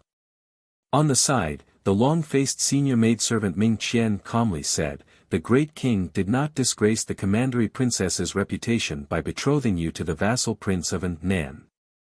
Even if the Queen Dowager finds out, she probably won't object. No, I won't marry him. I will not marry Cho Fu. I won't. Commandery Princess En stood up, losing control of her emotions. This was the first time she had revealed such a furious and agitated expression. I want to see the Queen Dowager. Su follow me to see the Empress Dowager. Yes. Miss, please think thrice. Ming Qian hastily chased after her and shouted, in the current situation, the great king has already issued his royal edict. It is impossible for the Queen Dowager to disgrace the great king for the Commandery Princess's sake. Commandery Princess En instantly collapsed onto the small stool. Chapter 1406. However, before she could sit properly, she collapsed limply onto the ground. Su's heart ached when she saw this, and she called out repeatedly, Miss. Help me to the Queen Dowager. Help me over. Commandery Princess En pleaded with reddened eyes and tears. No matter what, she had to go and try. No matter how slim the hope was, she could not just casually entrust her future to a strange man like this. She couldn't accept it. A summer rain abruptly arrived after dusk. The torrential downpour poured down like a hole in the sky. Thunder boomed. 2 people were kneeling in the rain, their faces covered in mist, unable to open their eyes from the rain. Fenggu walked up to the 2 people while holding an oil paper umbrella. She looked down at the 2 delicate women kneeling on the limestone floor and said with a shake of her head, Commandery Princess, it's raining heavily outside. You had better return early. Nanny Feng, I want to see the Queen Dowager. Nanny Feng. The Queen Dowager has already rested. Fenggu gazed at her coldly before telling Su, why haven't you brought your master back yet? Nanny Feng, I want to see the Queen Dowager, Nanny Feng. Commandery Princess, don't be so unappreciative. What kind of person is Her Majesty the Queen Dowager? Is she someone you can meet whenever you want? Fenggu swept her an indifferent glance and said, why haven't you withdrawn yet? Do you want me to order the royal guards to carry you back? She said this extremely bluntly. Commandery Princess En collapsed to the ground in shock and fury. Under the rain and wind, she actually fainted in Su's arms. Miss. Su shrieked in shock. Fenggu scoffed inwardly with a mocking expression. She turned to instruct a junior royal maid behind her coldly, the Commandery Princess is unwell. Go to the Royal Physician Building and invite a royal physician over to take a look. Yes. Su-er supported her young miss who had fainted and shouted at Feng Gu's departing figure, Nanny Feng, Nanny Feng. Su-er felt chills in her heart. It turned out that after losing the Queen Dowager's favor, the master and servant pair's days in the palace were actually so difficult. My Lotus's section break. Ever since Arbor consumed the bone-forging pill, he sunk into a wondrous realm. She activated her inner vision and could see that her bone marrow and meridians were being forged and expanded at a speed visible to the naked eye. Naturally, this process was extremely unpleasant. However, after experiencing the pain of the secret realm fusing with the blood vessels in his dantian, all of this seemed to be nothing to Arbor. She calmed herself down and sat there cross-legged. Just like that, she stared at her own bone marrow meridians as they changed inch by inch under the forging of the bone-forging pill. At this moment, her bone marrow was gradually covered with a layer of white light from her thighs, sternum to her skull. It looked extremely holy and radiant. If there were any outsiders here, they would definitely be very surprised to see that the little crown princess was emitting strands of holy white light all over her body. When all of her bones turned into a lustrous white color, Arbor understood that this should be the metamorphosis that the sapling Chiochio had mentioned, the transformation from a mortal skeleton to a mystic skeleton. At this time, the changes to her body were very obvious. Not only had her defensive endurance greatly expanded, but her attack power had also reached the point where she could send a mystic cultivator below level 15 flying with a heavy punch. It was hard to find a match below the spiritual realm. Chapter 1407. No, she might even be able to disregard the attacks of some low-level soul realm cultivators as ineffective against her. Moreover, the changes to her bone marrow continued to change with the passage of time. With this change, Arbor truly felt the horror of having her broken bones reconstructed. It was the pain of having her bones broken inch by inch and being reconstructed anew. Even the bloodline in her body could not help but scream crazily. Pain. Pain. It was too fucking painful. However, she could not be afraid of this pain. The more she thought about it, the more it hurt.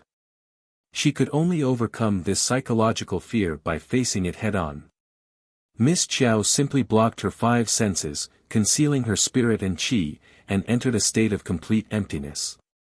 However, the pain in her bone marrow did not mean that she could not feel it immediately after blocking her 5 senses. The pain that penetrated deep into her bone marrow still existed, but it was slightly better in comparison. Arbor suddenly opened her eyes. Within her inner vision, she discovered that her bone marrow had turned from glowing white to being covered with a layer of faint purple light. This faint purple light was still gradually turning into a faint pinkish-yellow color. However, cold sweat trickled down her head, and she felt that her bone marrow was about to go numb from the pain. Suddenly, a pink figure appeared beside her. With a flick of his sleeve, the little girl fell to the ground with a plop. A certain venerable immortal sighed. With another flick of his sleeve, he supported her body. The little tree Chiochio's tree face was full of guilt. Dodo hopped out of the paradise. Master, master, master. So noisy. The venerable immortal brushed this noisy tree man aside in annoyance. You are too bold. You actually gave her a god-level bone-forging pill. If she can't take it, you know what will happen. Master, master, she won't be able to take it. The venerable peach blossom immortal glared fiercely at the tree man. She has already reached the half-step immortal bone realm. If she takes another half-step, what do you think will happen? Her mystic realm cultivation will not be able to take the violent transformation of her bones and blood. She will. No, no, no. The little tree man was sweating profusely as he spun around on the spot. Then, he wailed, I was wrong, I was wrong. Venerable immortal, please, please save her. She's fine. The venerable peach blossom immortal glared at the little tree. Haste makes waste. You'd better remember this. The little tray ant drooped its head listlessly. 5 days later, Arbor opened a pair of slightly dazed eyes and was shocked by a little tray ant that suddenly jumped in front of him and cried loudly. What exactly did little tree experience? The leaves on his head seemed to have been roasted by fire, and there were 2 panda eyes hanging on his head. He looked like he had been beaten up several times. Arbor was speechless. He touched the scorched leaves of the sapling and asked, "What's wrong with you?" "Master." Just as the sapling was about to jump onto the bed, it was kicked to the corner by the little water baby who suddenly jumped up. The sapling held its head and counted mushrooms. "Master." The water child's tears pitter-pattered down. With a flip of her hand, Xiao Mu took out a jar from her inner world and adeptly collected the sacred water. The little water baby was speechless. "Master, Master, you worried us to death." A squarish lump of dirt suddenly popped out from behind the little water baby and said naively, "You don't know. You've been unconscious for 4 to 5 days. You scared me to death." Chapter 1408. 844 Fooling around, are you even human? With a flick of her sleeve, Mo Lien brushed the little ones to the side. Sitting down by the bed, he raised his hand to touch Arbor's forehead. The man's eyes were slightly worried. "Jojo, you're too much of a troublemaker." Arbor blinked, looking at him in confusion. She glanced at the little tray ant hiding beside the cabinet, and her heart skipped a beat. "I thought you were going to forge your bones, and only forge your mortal bones into a mystic skeleton. I didn't expect you to take a god-tier pill." Arbor instantly glanced at the little tray ant hiding behind the cabinet, looking at her with a guilty expression. Needless to say, it must be this troublemaker's doing. She knew this little guy was unreliable. Sure enough, he wanted her to reach the heavens in a single bound. But she was only at the 14th level of the profound realm. If she couldn't reach the heavens, she would explode. But at this moment, she secretly looked inside herself, and could see that her bones were actually an extremely light yellow. "I've forged my spirit bones." "Not only that." Mo Lien shook her head. "You've forged your half-step immortal bones." Mo Lien helplessly reached out to stroke her head. "With your current body's defensive power, as long as you aren't surrounded by more than 10 great spirit masters at the same time, most spirit masters below the 10th level won't be able to do anything to you." Arbor's eyes brightened. Originally, her original goal was to not get injured in the hands of people below the 5th level of spirit masters. She didn't expect the forging of her bones to go so smoothly this time. "Smooth, your head." Mo Lien raised her hand and lightly patted her forehead. She snappily grabbed her and gave her a hard bite on her little face. If I don't keep a close eye on you, you'll mess around. When you go into seclusion in the future, I'll watch over you from the side." Darling Qiao immediately shook her head like a rattledrum. No, how can I calm down with you by my side?" Hearing this, Mo Lien's phoenix eyes brightened. She raised her hand and pulled her into her embrace. "Why? Are you panicking when you see me?" Arbor was both amused and annoyed. He raised his hand and smacked him. "Nonsense. How are you talking nonsense? Why don't you admit it?" Mo Lien rubbed her head. "How are you feeling now? How do you feel?" Arbor tilted his head and suddenly reached out to pinch his face. "I feel a little hungry." "You haven't eaten for 4 or 5 days." Mo Lien held her hand and got off the bed. He turned his head and stared straight at her. Arbor looked down at himself. "Why are you staring at me like that? Take a look." Mo Lien casually stuffed a bronze mirror into her hands. Xiao Mu couldn't help but be taken aback after taking a look. As it turned out, after forging her bones, her skin had become even more delicate and translucent. On her tender little face, her almond-shaped eyes were glowing, and she looked extremely beautiful. So delicious. Mo Lien reached out and picked her up, then frowned. You've lost weight again. Someone, prepare the meal. Mo Lien carried her to the table while muttering softly, Jojo, you have to eat an extra bowl of rice every day. This way, you can quickly grow taller and fatter. She no longer had extravagant hopes for growing taller. After rolling his eyes at him, Arbor dragged a stool over to sit next to him. Nothing happened while I was in seclusion, right? No, everything was calm and peaceful. I was so idle that I had nothing to do every day. If you want to talk about something major, it might be the great king's betrothal between the vassal prince of Nan and commandery princess En. Chapter 1409. Arbor, who was drinking soup, almost choked. You did it? Her expression was a bit odd. Emichem. Mo Lien nodded vigorously, looking like he was asking for praise. He looked at his wife with a grin and said, who told that and to always hover around us like a housefly. It's so annoying. The earlier we marry her off, the easier it'll be. What do you think of my handling of this matter? Not bad. Darling Chiao also nodded in agreement. I don't know what's wrong with that person, but she always likes to deliberately get close to me. Do I look that stupid? How can I become good sisters with her just by letting her bluff me a bit? How can there be such a comical thing in this world? I don't like her. She's terribly scheming. Arbor scooped up a spoonful of rice and swallowed it. When she looked up, she saw Mo Lien, this guy, staring fixedly at her with his flickering phoenix eyes. You don't know why she got close to you? How would I know? Arbor scooped up another spoonful of rice and swept him a suspicious glance. Cough, then let me ask you something. Mo Lien coughed lightly and moved the stool closer to his wife. He asked cautiously, that day, we ran into Old Fourth, which is the fourth princess. Do you still remember? I remember this. She even ran to your father and fiercely complained about me, saying that I beat her up so badly that she couldn't go out to meet people. Arbor fumed whenever she recalled this matter. Why don't you tell me, when and where did I beat her up?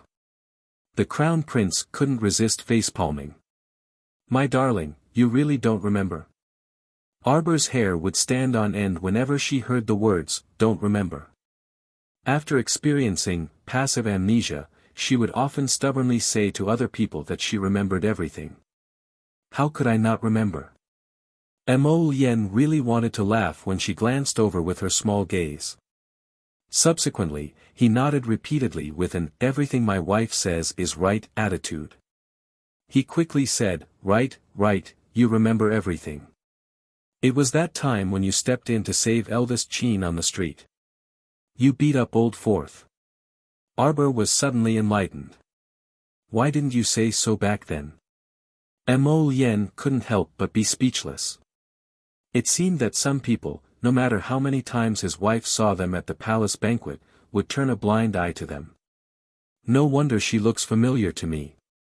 Arbor muttered to himself as he ate a mouthful of food from his small bowl. But she still had the cheek to cry to your father. She's robbing people on the street. Is she in the right? Mo Lien. Bow, she really wasn't here to rob us that day. She was here to capture eldest Chin. Mo Lien felt that it was necessary to talk to the little girl about the relationship between men and women, lest she was either cultivating or fighting all day long. Prince Mo thought to himself that if he chatted more, he would definitely be enlightened one day. Why? Arbor looked at Mo Lien curiously. Why? Mo Lien coughed lightly. You've heard that Mo Shuang wants to marry eldest Chin, right? It must be because Mo Shuang likes him that she wants to marry him. Arbor put down her bowl and chopsticks. But didn't eldest Chin reject her long ago? Yes, but there are so many infatuated men and resentful women in this world. It's not as if the other party can give up just because the other party rejects, right? Arbor instantly understood and nodded. Fourth princess is too persistent. Mo Lien, say, this little girl doesn't understand, but she immediately understands when you tell her. Say, she understands, but she always looks like she doesn't understand. How worrying. Chapter 14:10. What you mean is. That commandery princess and actually likes you and wants to marry you. That's why she's been trying to get close to me and become good sisters with me. Look, this little fellow was so perceptive and could infer many things from one instance. She could completely understand with just a little bit of explanation. It looked like there was still a lot of hope in enlightening her. He had to put it on the agenda as soon as possible. However, Arbor felt very uncomfortable on the inside. She didn't know why, but when she heard Mo Lien say that whatever commandery princess wanted to marry him wholeheartedly, it was like she had swallowed a fly. She felt very uncomfortable all over. When is she getting married? Wasn't this topic jumping a bit too quickly? Mo Lien couldn't resist replying, after the Queen Dowager's birthday banquet. You can't let her get married right away. Darling Qiao pulled a long face.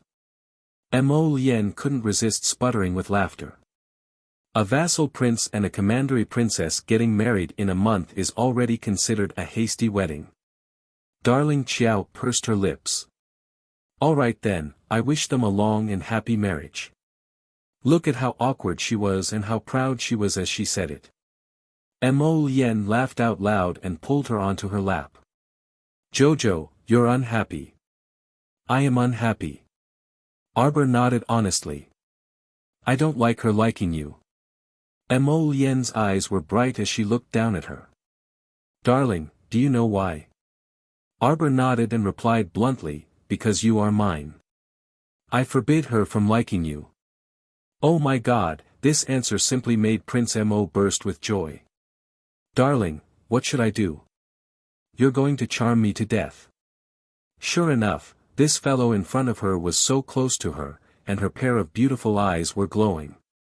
Such a good-looking person indeed made her a bit flustered. Arbor coughed dryly and muttered, good for nothing, inwardly, her large eyes darting to the side in embarrassment. Do you know, Jojo? Mo Lien cupped her small face in his hands and gazed at her intently as he said seriously, my love for you is already indescribable with words. Arbor thought about it and nodded. Me too. Prince Mo held back his laughter and said seriously, my love for you is so deep that you can't even imagine it. Darling Qiao tilted her head and thought for a moment before nodding. Me too. Look, this little guy is interesting. She was a person who wouldn't act until she saw a rabbit. You have to take a big step first, then she will follow you and take a small step.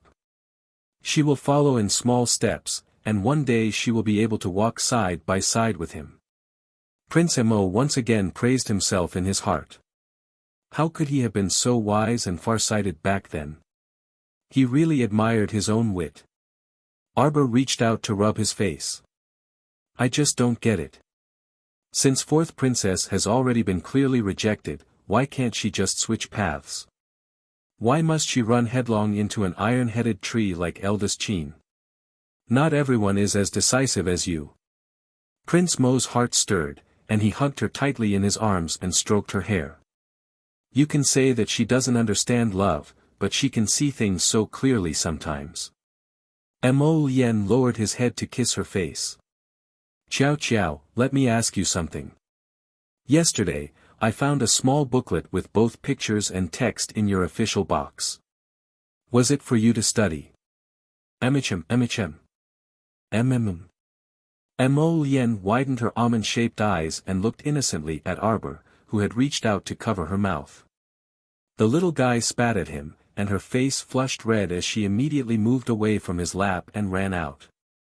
I'm going to eat first. Wait. Chapter 14:11.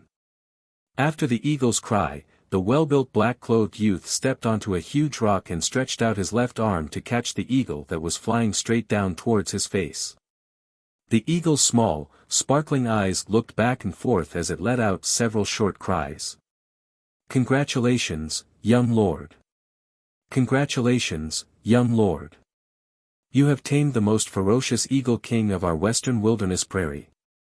An earth-shattering roar came from behind the youth. The youth turned around, his wolfish eyes hidden in the messy hair in front of his forehead emitting an unruly and ruthless light. He raised the eagle on his left arm high up. In an instant, the several hundred personal attendants below erupted into thunderous roars of praise. "Young lord, young lord. Young lord." The youth was about 20 years old. He was tall, his skin was nearly the color of wheat, and his hair was combed into a small braid. His facial features were deep and handsome. His black tights wrapped around his perfectly streamlined body, and his entire person exuded a wild, unrestrained, and awe-inspiring domineering aura. Young lord didn't come out of seclusion for 3 years, but the moment he did, he intimidated everyone. The white-haired Aikido tribe patriarch Ahan, whose face was covered in wrinkles, said with a smile. "Young lord is growing too quickly. In the blink of an eye, he has grown to the point where we are left in the dust," another clansman said with a smile. "Patriarch, Lord Patriarch." In the distance, a young clansman riding a horse quickly arrived in front of Patriarch Ahan. He dismounted and respectfully handed over a letter. "This is news from Northern Imo," Ahan frowned. He opened the letter and quickly skimmed through it. He couldn't help but be startled. "I didn't expect that Northern Mo's royal crown prince has already gotten married. Father, what is the news?" The youth ACI collected his gaze and quickly walked over to Ahan. "It's news from Northern Imo. Take a look." Ahan handed the letter to him. ACI took the letter and gave it a cursory glance. His wolfish eyes glowed with a faint green light. "Father, the letter says that Northern Mo's Queen Dowager's 70th birthday has been set on the 8th of June. I plan to personally lead a team." "What?"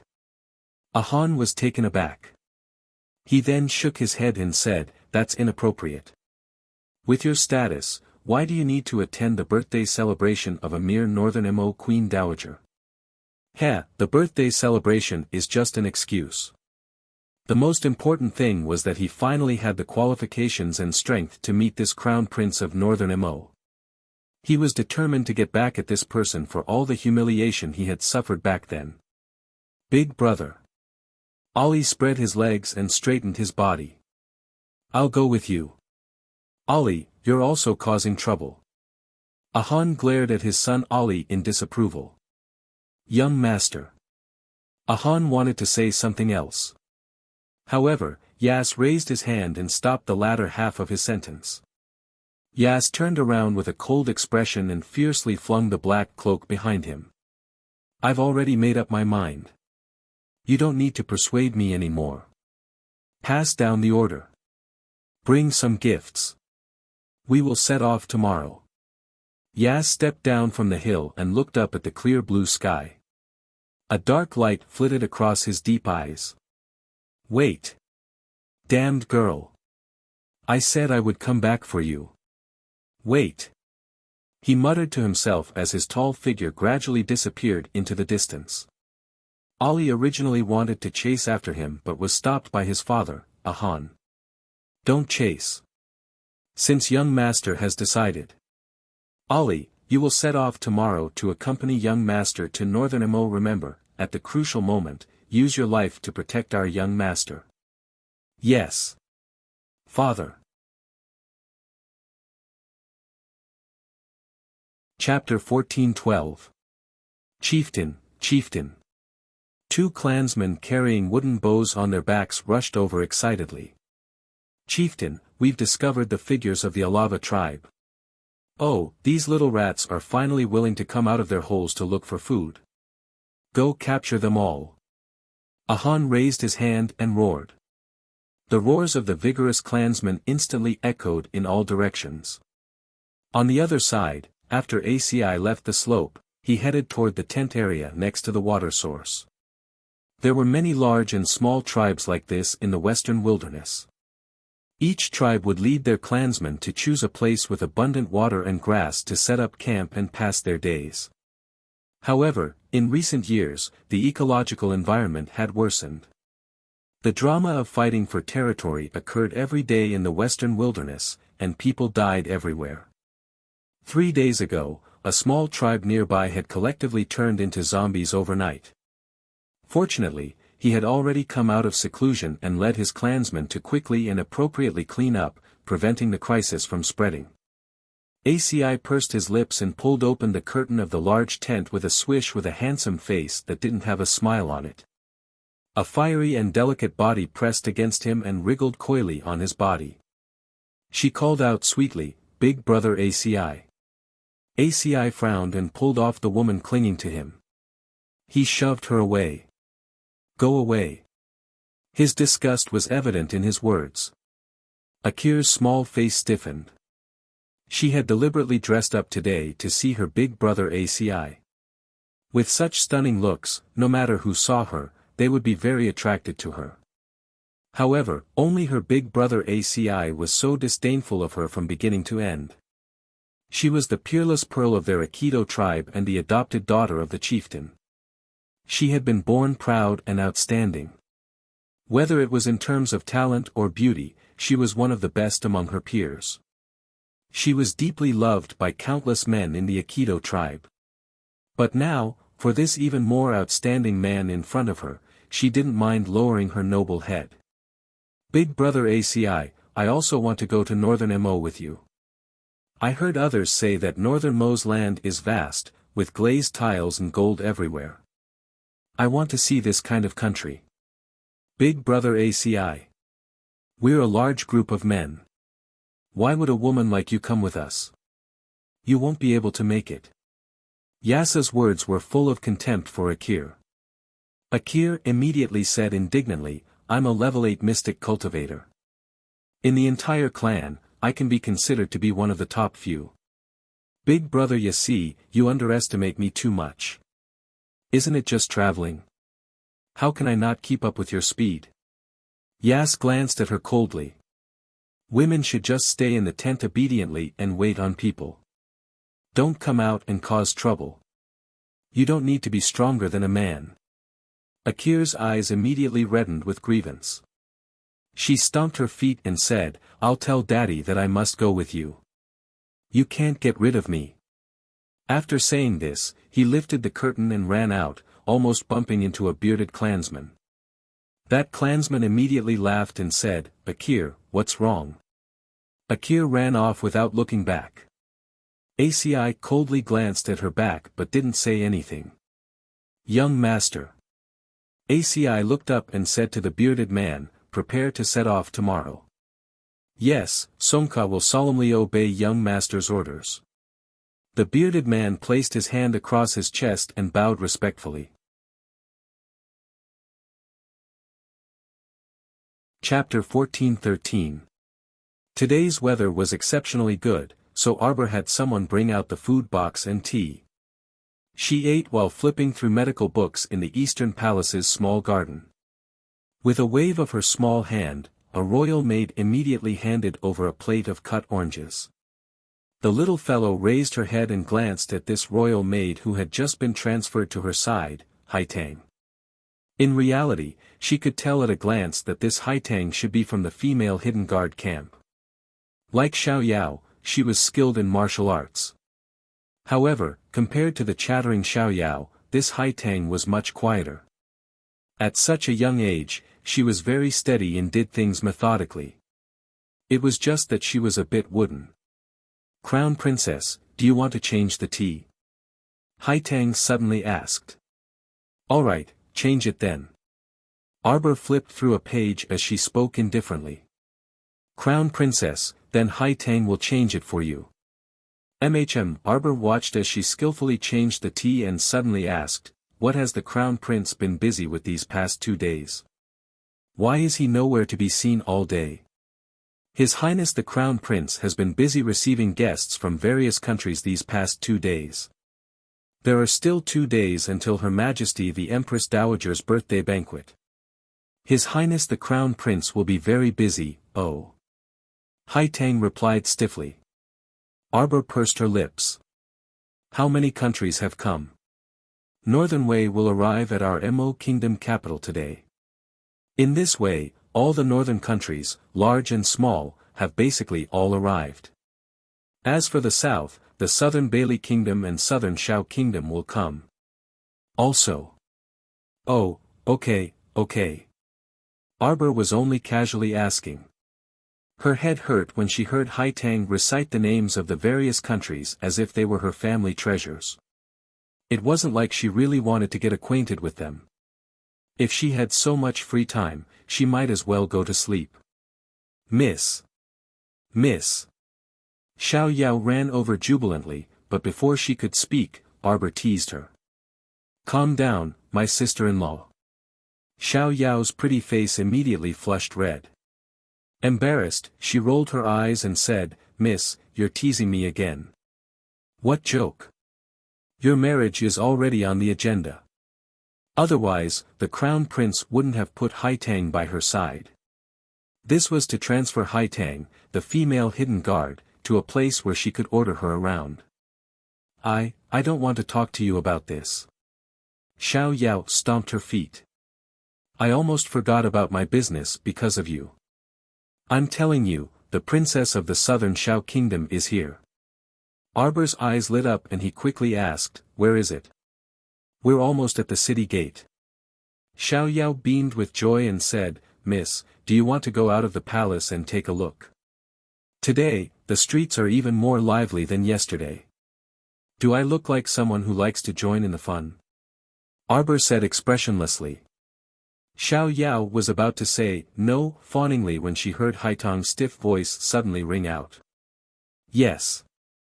Xiao Yao, big sister, you can't be little master's personal guard like this.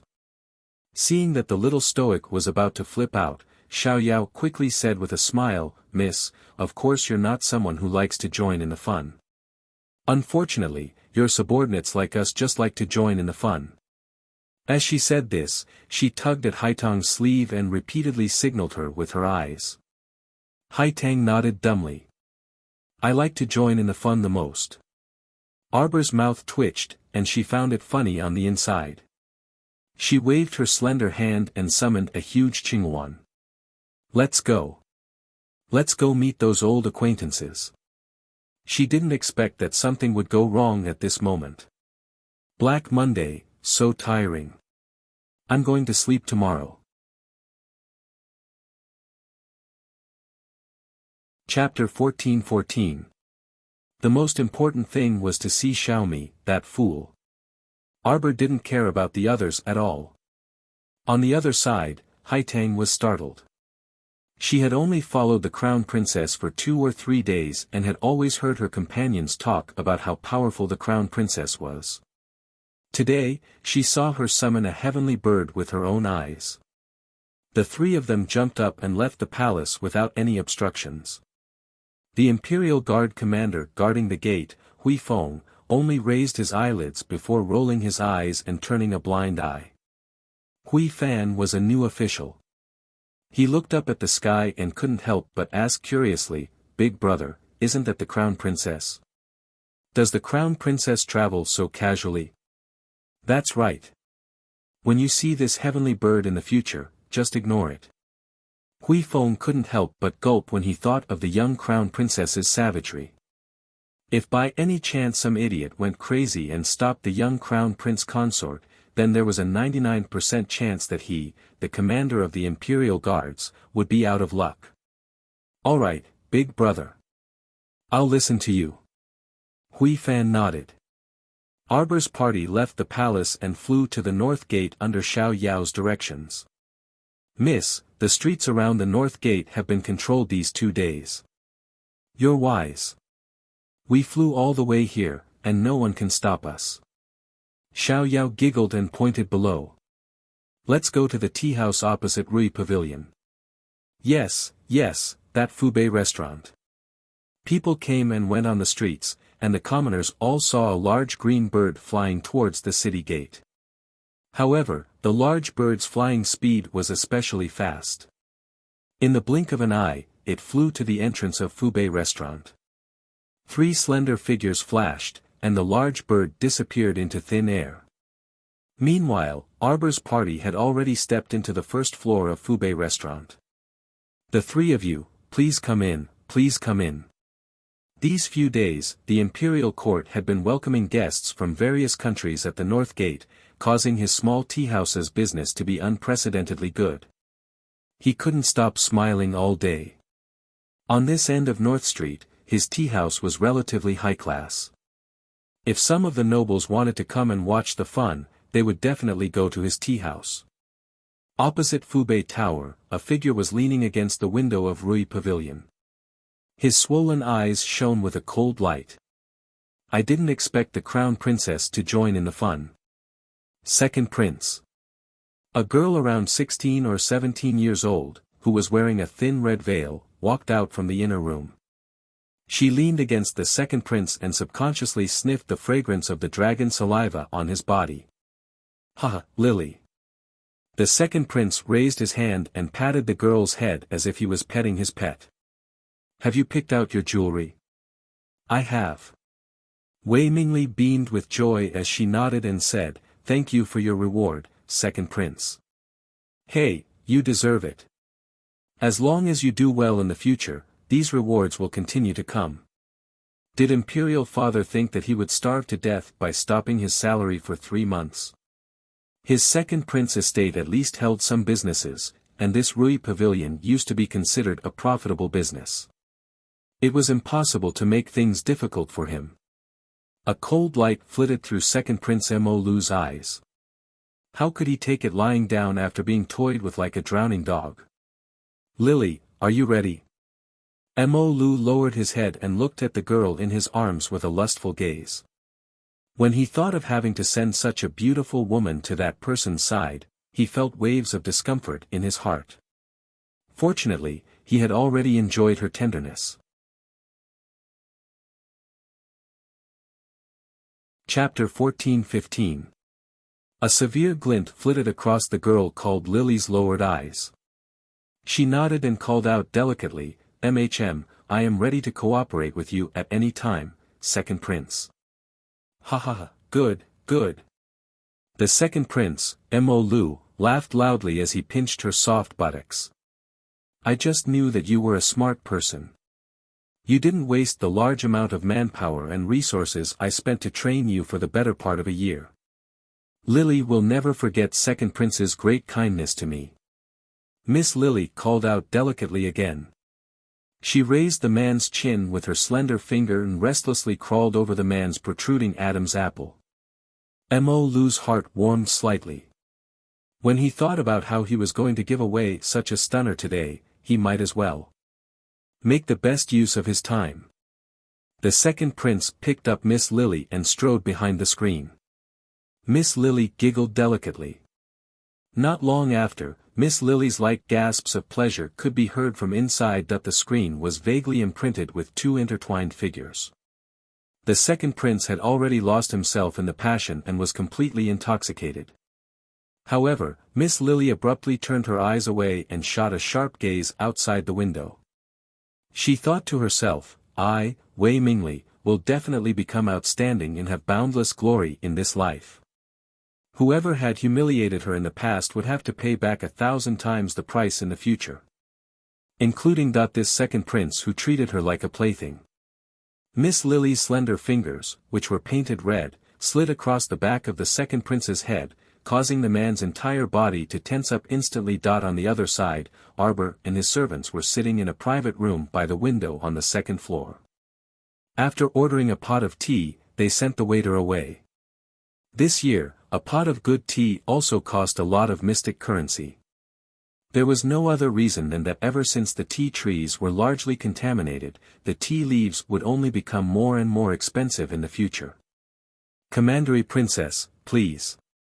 A voice came from behind the curtain.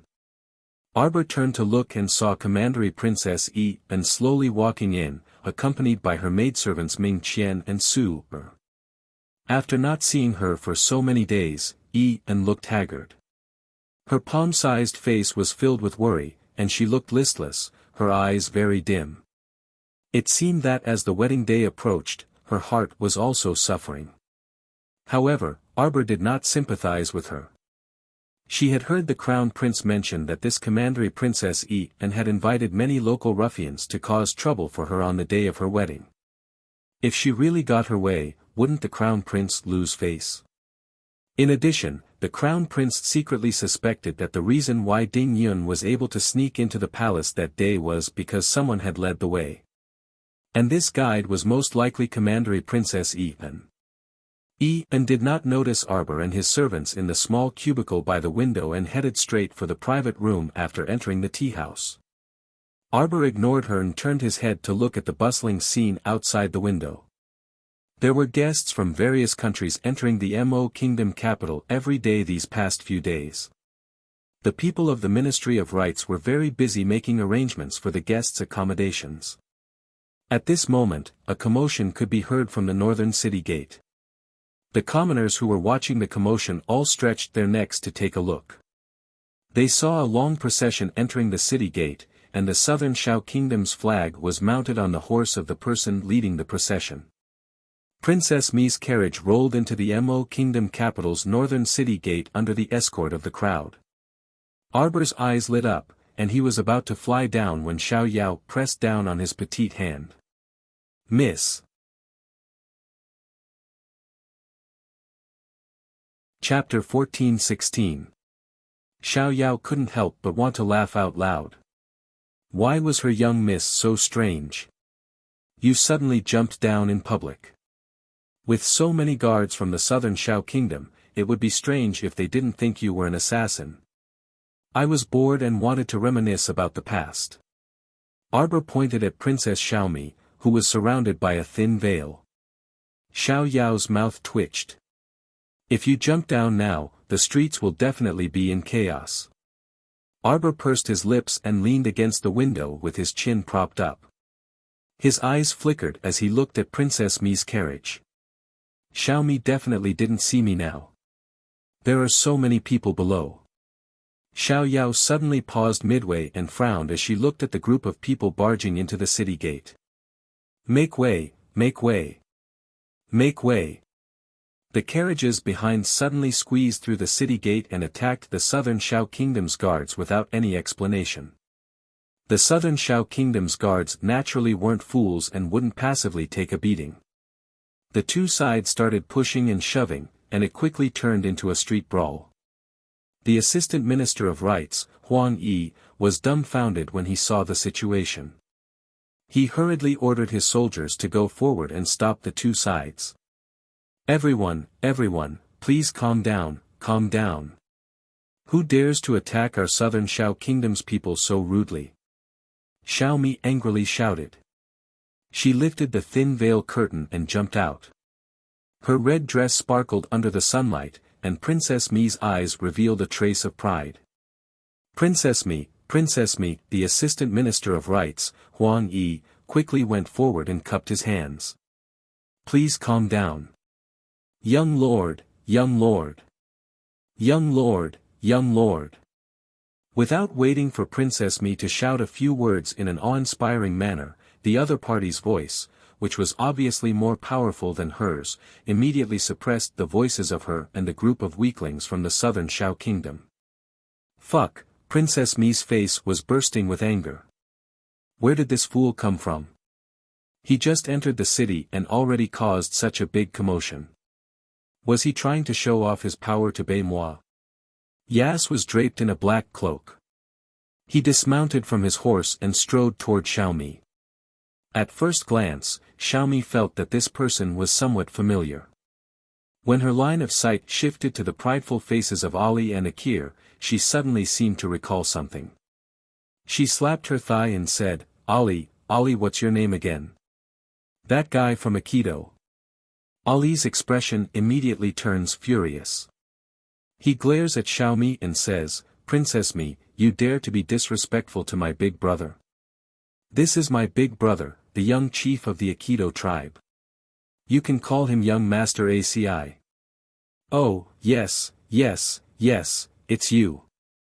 Xiaomi nodded heavily as if she had been injected with chicken blood. Yasi, It's me. You must be that idiot Yas.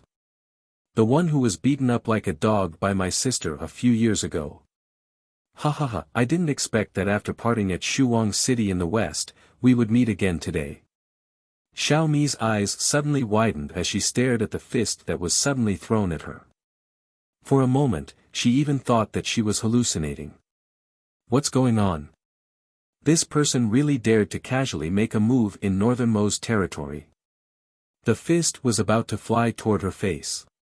Earth-shattering bear. Gong Sun Yang roared and immediately summoned the earth-shattering bear to charge forward and block in front of Princess Xiaomi standing motionlessly at the side. Gong Sun Lai couldn't help but twitch his mouth speechlessly. You deserve it. The princess deserves a beating. You said in front of young Master ACI that he was beaten like a dog previously. Who wouldn't beat you up on the spot? Arbor abruptly flew down from the window.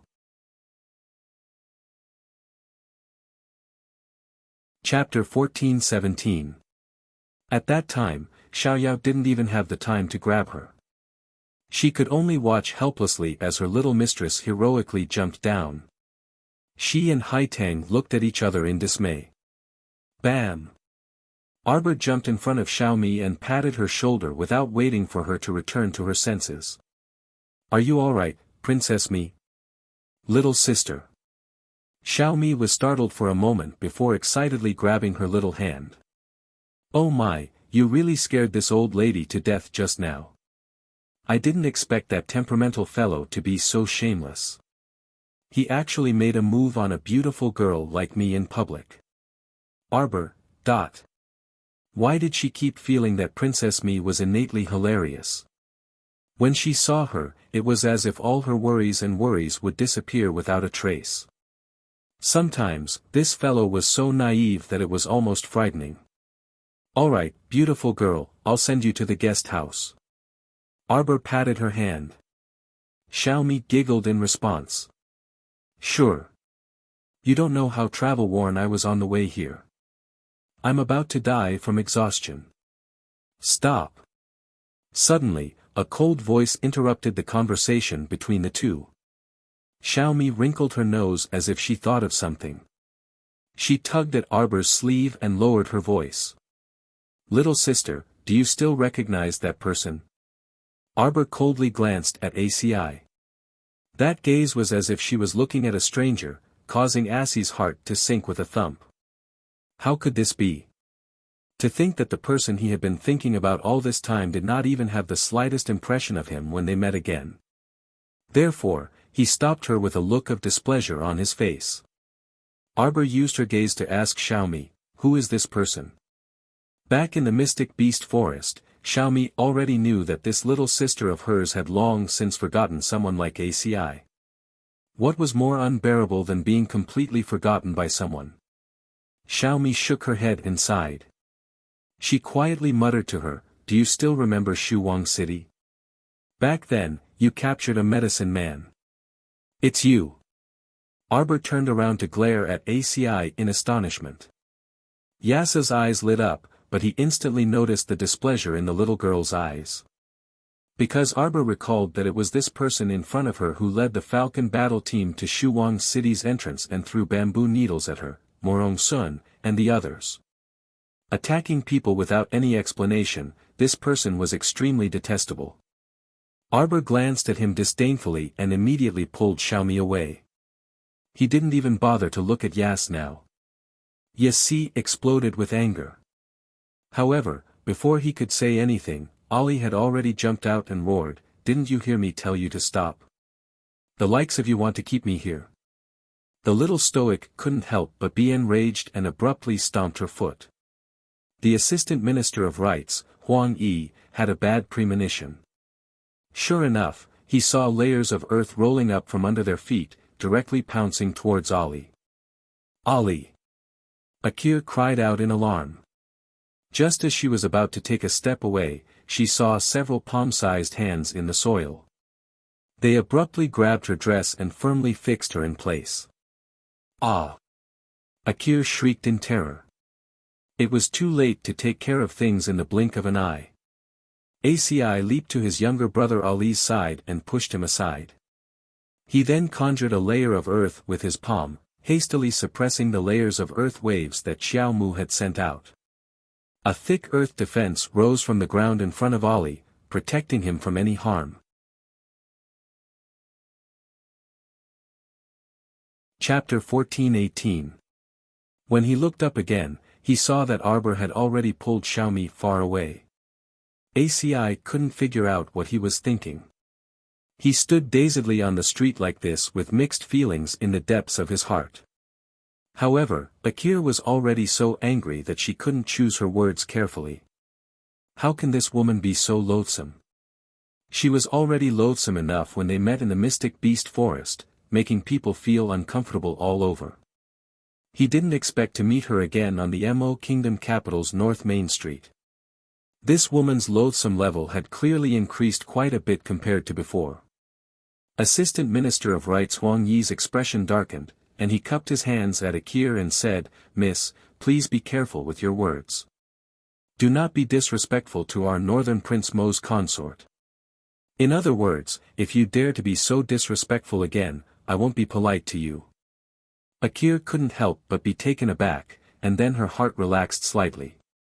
She inwardly thought, that damn girl is already married. Marrying is good. Marrying is good. After marrying, she wouldn't fight with her for Big Brother Assie's favor anymore. She believed that as long as she stayed by Big Brother Assie's side, there would come a day when Big Brother ACI would understand her goodness. Akira smiled softly. Just as she was about to snuggle up to Yas, he unexpectedly shot her a cold glance. Her footsteps froze, and she froze on the spot. ACI was about to be annoyed to death by this woman. She followed him around all day with a courtship look and didn't even draw a basin of water to look at herself in the mirror. She looked like a vixen and wasn't the woman he liked at all. The woman he liked was definitely with. ACI was slightly taken aback and abruptly realized that when he thought of the woman he liked, the little stoic's face once again inexplicably surfaced in his heart. What was there to like about the little stoic, this unlikable damn girl? ACI irritably raised his hand and scratched his head. He turned around and mounted his horse. Without saying anything, he whipped his horse and galloped away at lightning speed. Miss Lily stroked the hair on her temples and walked out of the Rui Pavilion. When her sharp gaze swept over Arbor and Xiaomi's departing figures, she recognized Arbor almost immediately. It was her. That arrogant and insufferably arrogant bitch who used His Highness the Crown Prince's power to kick her, Wei Mingli, out the door. She would always remember that expressionless face of hers. Miss Lily's eyes narrowed as she grinned with a gloomy expression. Then, she walked gracefully towards a luxurious carriage parked in front of the Rui Pavilion. "Mingli? You are Mingli, right?" Suddenly, a dark and thin old woman stumbled through the crowd and rushed in front of her. She grabbed her wrist excitedly. Wei Mingli forcefully flung the old woman's hand away in disgust. "You've got the wrong person." "No, I'm not mistaken. You're Mingli. You're my Mingli," the tanned and skinny woman exclaimed. "Mingli, Mingli, I'm your grandmother, Mingli. Mingli. Grandmother had a hard time looking for you." A cold glint flitted across Wei Mingli's eyes and transformed into a sharp blood blade in an unseen place. "Pa!" A crisp slap suddenly landed on Granny Nyo's old face, startling her for a moment. "Old woman, have you eaten a bear's heart and a leopard's gall? You still want to claim kinship? You should draw a basin of water and take a look at your wretched appearance. Can I, Lily, have such a poor and pedantic relative like you?" Wei Mingli pursed her lips and revealed a lofty expression. Granny Nyo was stupefied. Chapter 14:19. She originally thought that as long as she cried in front of Wei Mingli would definitely take her in on account that she was her grandmother. Who would have thought? Wei Mingli actually slapped her in the middle of the street. Was this still how a granddaughter should behave? Granny Nyo immediately collapsed to the ground and acted shamelessly like a shrew. She wailed, "Granddaughter is unfilial. Granddaughter hit grandmother." Seeing that there was a show to watch, the onlookers immediately surrounded them and pointed at Wei Mingli and Granny Nyo while gossiping. Wei Mingli wasn't angry. Instead, she looked at Granny Nyo on the ground with a sweet smile and said coldly, "Do you think that a dignified official's daughter like me would have such a country bumpkin for a grandmother? My father, Wei Zhong, is a second-rank imperial physician in the Imperial Physician Building. His medical skills are renowned far and wide. My grandmother is naturally enjoying life at home right now. Why would she be like this old woman, throwing a tantrum and rolling around on the streets?" Wei Mingli harumphed coldly and swept a disdainful glance at Granny Nyo. "Why aren't you dragging this ignorant thing away?" Two page boys immediately ran up from behind Wei Mingli and fiercely dragged the throwing tantrum Granny Nyo off the ground, about to drag her away. Granny Nyo hugged the carriage shaft tightly and screamed, "Murder! Murder! Granddaughter killed grandmother! Ah! Granny, Granny!" Madame Nebo, who had been hiding in the crowd for a long time, saw that the time was ripe and immediately rushed out to support her grandmother. She looked at Wei Mingli and scolded her, "Mingli, you shouldn't have done this.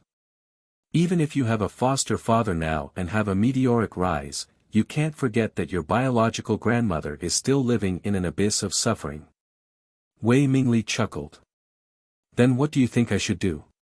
"Of course it's—" Before Madame Bo could say anything improper, she heard Wei Mingli's cold voice. "What are you all still standing there for? Hurry and chase these two village women away. Go, go, go, go." Several page boys immediately walked out of Rui Pavilion and chased away Madame Ne Nyo and Madame Ne Bo, who were wailing and shouting at Wei Mingli. "Go! No, don't chase us away! Mingli! Mingli!" The cries grew further and further away. After Wei Mingli boarded the carriage, she immediately put down the curtain in her hand and waved her hand in annoyance. "Let's go. Proceed according to the original plan. Those two good-for-nothings deserve to die in the alley and be fed to the dogs." On the other side, Madame Nyo and Madame Bo, who had been chased away, were beaten up by the manservants. Not only did they not get any benefits, but their bodies also hurt from the beating. The two of them scolded Wei Mingli for being unfilial as they walked. When they thought of how their family had ended up like this, and how only the two of them were left, they couldn't help but look at each other in sorrow. "Granny, I think we should look for Mingli. There's only hope if you follow her." When the mother-in-law and daughter-in-law saw the glamorous Wei Mingli just now, they simply couldn't believe their eyes. Ever since their entire family was chased out of the Marquis' estate with old Madame Chiao, their luck had deteriorated day by day and their lives were not as good as before. Therefore, when they saw Wei Mingli, who had disappeared for almost half a year, suddenly become so rich, they simply couldn't believe their eyes. "Mingli is so ruthless. I think she won't acknowledge us anymore." Granny Nyo sighed. Then what should we do, Granny?" Chapter 14:20. The two abruptly stopped in their tracks as they stared in horror at the dozen or so local ruffians surrounding them with clubs. "Who are you people?" The mother-in-law and daughter-in-law hugged each other as they trembled, a bad premonition slipping through their hearts. When Wei Mingli left just now, they both noticed the hint of loathing and hatred she was suppressing in her eyes. Was it like this? But the two of them were at least her only remaining close relatives in this world. "Brothers, attack. Our employer said it. Beat them to death, ha ha ha ha." A group of ferocious ruffians rushed forward and surrounded the two powerless women. They raised their clubs and gave them a good beating without any explanation. Soon, a personal guard appeared in Wei Mingli's carriage. Reporting to Miss, those two old women have already been beaten to death in the back alley by the local ruffians. Their corpses were fed to the wild dogs. Excitement flitted across Wei Mingli's eyes, and she nodded. Well done. She would repay these people who had tormented her in all sorts of ways and treated her terribly in the past bit by bit. Just wait. A shrewd glint flitted across Wei Mingli's eyes, and she lifted the curtain. She saw a carriage hurrying over on the official road across from them. Wei Mingli abruptly let go of the curtain and took a deep breath. Get ready. Mo Lien had received definite news the moment he came out of the town hall that his little crown princess had run off on Qinghuan. Thus, he decided to head to the North City Gate to find his wifey and also welcome the late second prince of Southern Bailey, Bailey Shi. However, the carriage had just stepped onto the official road of North Main Street and hadn't gone far when another carriage suddenly sped over. The accompanying guards' faces darkened, and they were just about to step forward and shout for these two bold carriages to stop and not disturb His Highness the Crown Prince's grand self. Unexpectedly, a startling change occurred in that instant. A wheel suddenly flew out of the oncoming carriage, and the entire carriage swerved and crashed straight into Prince Mo's carriage. If they were hit head-on, Prince Mo's carriage would also be knocked askew. Then should he still go and fetch his wife? Should he meet Bailey Shi? Mo Lien put down the bamboo tube in her hand and put back the information she had received from the other bases. As soon as she raised her head, she heard the coachman's terrified roar. The carriage immediately tilted to one side. Until there was a loud crash, Mo Lien suddenly saw darkness in front of his eyes, as if another carriage was pressing down on his carriage. Crown Prince Mo's carriage driver shrieked in fright, and he steered the carriage to adjust repeatedly. However, the other party's carriage was firmly pressed against their carriage like this, so no matter how he steered, the carriage still tilted in one direction. Boom! Prince Mo naturally wouldn't stay in the carriage like an idiot. After gathering all the information in the carriage into his inner world, he broke through the roof of the carriage and exited. At this moment, a slender figure also climbed out of her own window. She was about to stumble into the Crown Prince's arms. The group of guards running after the carriage shouted angrily, "Your Highness." They saw His Highness valiantly kick away the woman who had fallen to his side. No one else could do this. Everyone thought. Only their Crown Prince could do such an unreliable thing. Such a delicate girl, she must have had 8 lifetimes of bad luck. They saw the person who flew out in a parabola. With a piu, she flew far away and landed heavily on the ground. She would probably have a nosebleed from the fall. I'll be busy until Friday.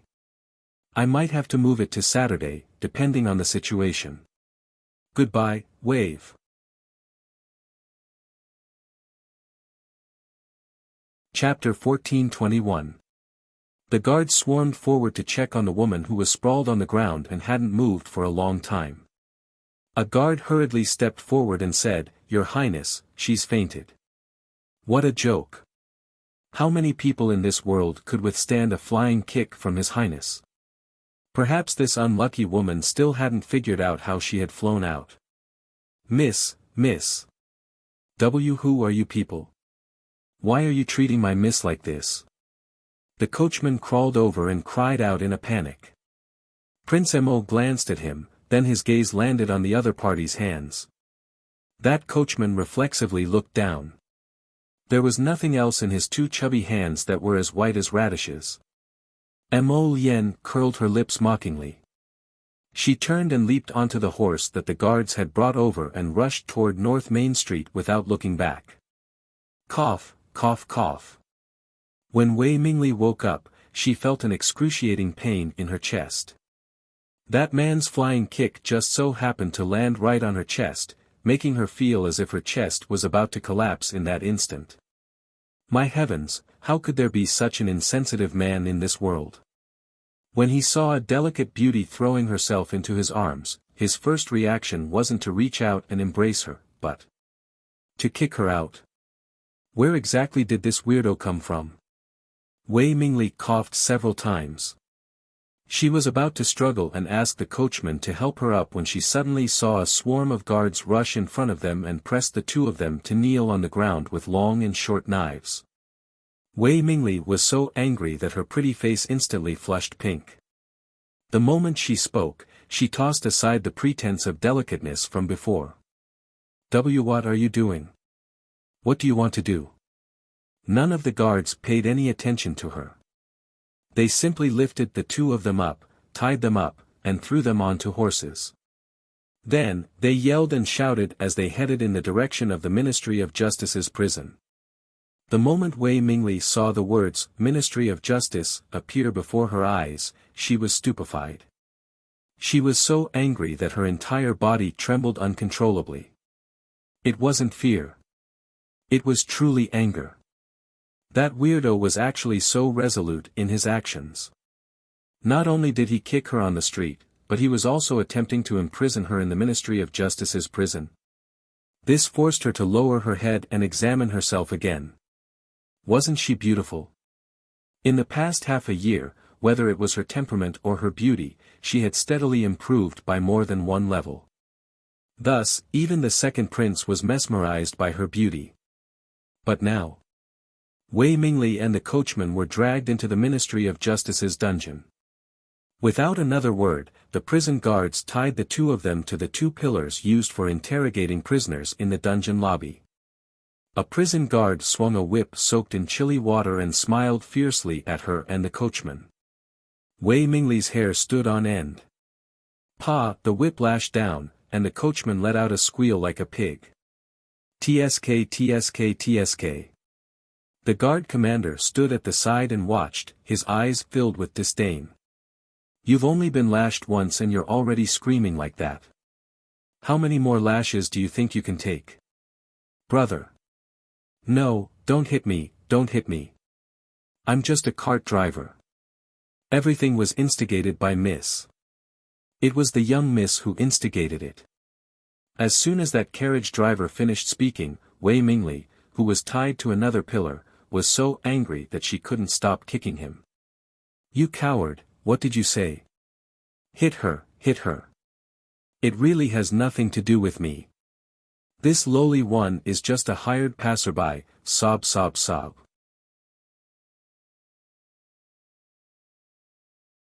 Chapter 1422. Beat him. At the guard commander's command, the whip dipped in chilly water lashed the coachman's body again and again, until he was charred on the outside and tender on the inside. It was only then that Wei Mingli felt scared. Her body, which was tied to the pillar, trembled non-stop against the pillar. She was truly scared. That day, when she saw His Highness the Crown Prince chase them out of the Marquis of Jiayuan's estate, she should have known that this Crown Prince was very cold-blooded and heartless. He wasn't someone to be trifled with at all. But there was no medicine for regret in this world. Before she tried, she thought that she would definitely capture this man's heart with her beauty and figure. It was only after she tried that she realized how naive she and His Highness the Second Prince were. This mission that His Highness the Second Prince assigned was simply impossible to complete. Because His Highness the Crown Prince was completely heartless and extremely cold. He wouldn't be moved by her, Wei Mingli, because she was a woman, and he definitely wouldn't be intoxicated by her beauty and be unable to extricate himself like other men. How terrifying! Wei Mingli shuddered all over and reflexively swallowed. At this time, the jailer had already knocked out the white, fat man next to her. He was in a rather wretched state. His perfectly fine white robes hung in strips on his body, and whip wounds covered his face, body, and the back of his hands. At this time, he was already breathing out more than he was breathing in. Miss, it's your turn now. See, are you going to confess properly? Or are you going to be fiercely whipped like this man before confessing properly? The jailer's eyes roamed over her voluptuous body as he spoke with a wicked smile. Wei Mingli only felt her body tense, and an unprecedented nervousness crept into her heart. Her eyes stared helplessly at the whip in the jailer's hand, and before he could raise it high, she shrieked, I'll confess everything. It'll be fine as long as you confess. The guard commander on the side put his hands on his hips and took the whip from the jailer's hand. He patted it in his hand and said, "Speak. Who sent you here to trick His Highness?" Wei Mingli shuddered and stammered, I'll speak, why it's the second prince. I'm a songstress in the second prince's estate." The guard leader was stunned for a moment before he laughed. "Do you know where your biggest flaw is? A coachman who has been driving a carriage for many years. His entire body is white and fat. Not to mention that His Highness doesn't believe you, even with my eyesight, I can tell that something is wrong with you." Wei Mingli's face was ashen. The white fatty was a small steward in the second prince's residence. He was the brother of the second prince's favorite concubine and was usually trusted by the second prince.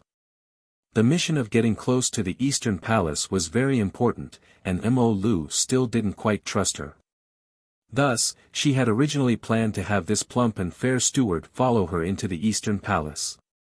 Under the guise of assisting her, he would actually monitor her and prevent her from forgetting her original mission once she was in the Eastern Palace. Unexpectedly. Although the second prince's plan was good, the crown prince was too powerful and saw through it with a single glance. Wei Mingli didn't know what to think. What do you want?" Wei Mingli's heart was trembling. She didn't expect that not only would she not be able to get half a step closer to the crown prince, she would even be thrown into prison. Wei Mingli shuddered as she watched the guard commander bring people over to untie her and the white fatty. "Officials, this little girl knows her mistake. Stop talking, let's go." The guard commander gave her a shove.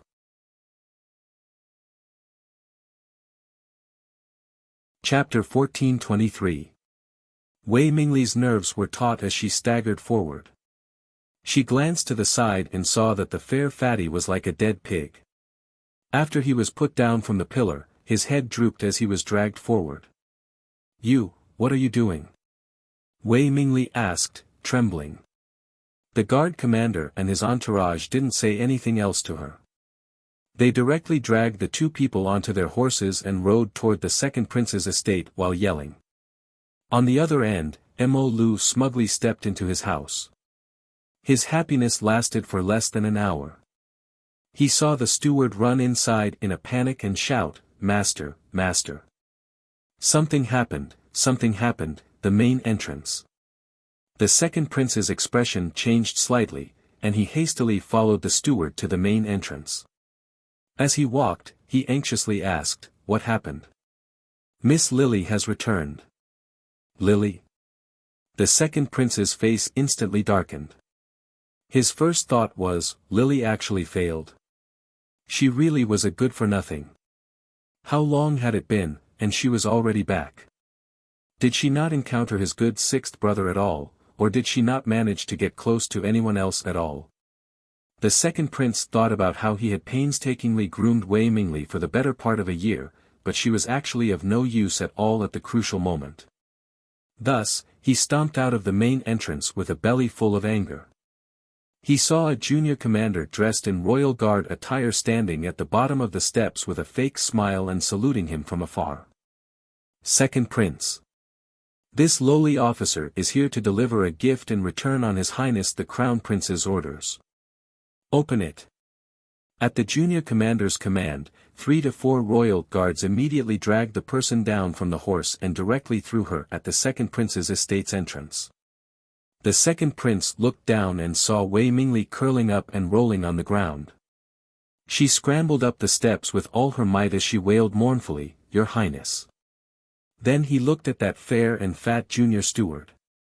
He had actually been beaten to the point that there wasn't a single piece of unharmed flesh on his body. The second prince couldn't help but be stupefied when he saw this. This wasn't a failure at all. Rather, the crown prince had seen through her identity, right? How long had it been? He had painstakingly cultivated such a beauty for half a year. Originally, he wanted to use her as a delicate chess piece and secretly place her in the crown prince's residence. He had thought that in the future, this little chess piece would surely be able to take a stunning step forward, but he never expected that all his previous efforts would be wasted today. In less than 2 hours, Wei Mingli was exposed by the crown prince and thrown back to the second prince's estate. The second prince only felt that his face was unbearably painful. It was as if someone had smeared chili oil on his face, causing him to feel a burst of burning irritation. Could it be that Mo Lu's IQ was actually so much lower than sixth brother's? The second prince couldn't accept it no matter how hard he tried. He just stood there in a daze at the entrance of the second prince's residence. He didn't even know when the group of people who had come to deliver the gifts mounted their horses and left. His eyes were fixed on one spot, and his mind was completely blank. Other than the sound of Wei Mingli's cries filling his head, he felt as if countless ghostly hands were pulling at his brain and screaming. Show off. It was a blatant demonstration.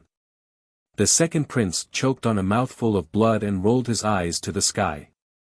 Unable to withstand the stimulation, he fell backward and landed in front of the gate with a thud. Oh no, the second prince fainted from anger. Hurry and come. Hurry and go to the palace to summon the imperial physician to treat him. Your Highness, Your Highness. The second prince's estate was instantly thrown into chaos.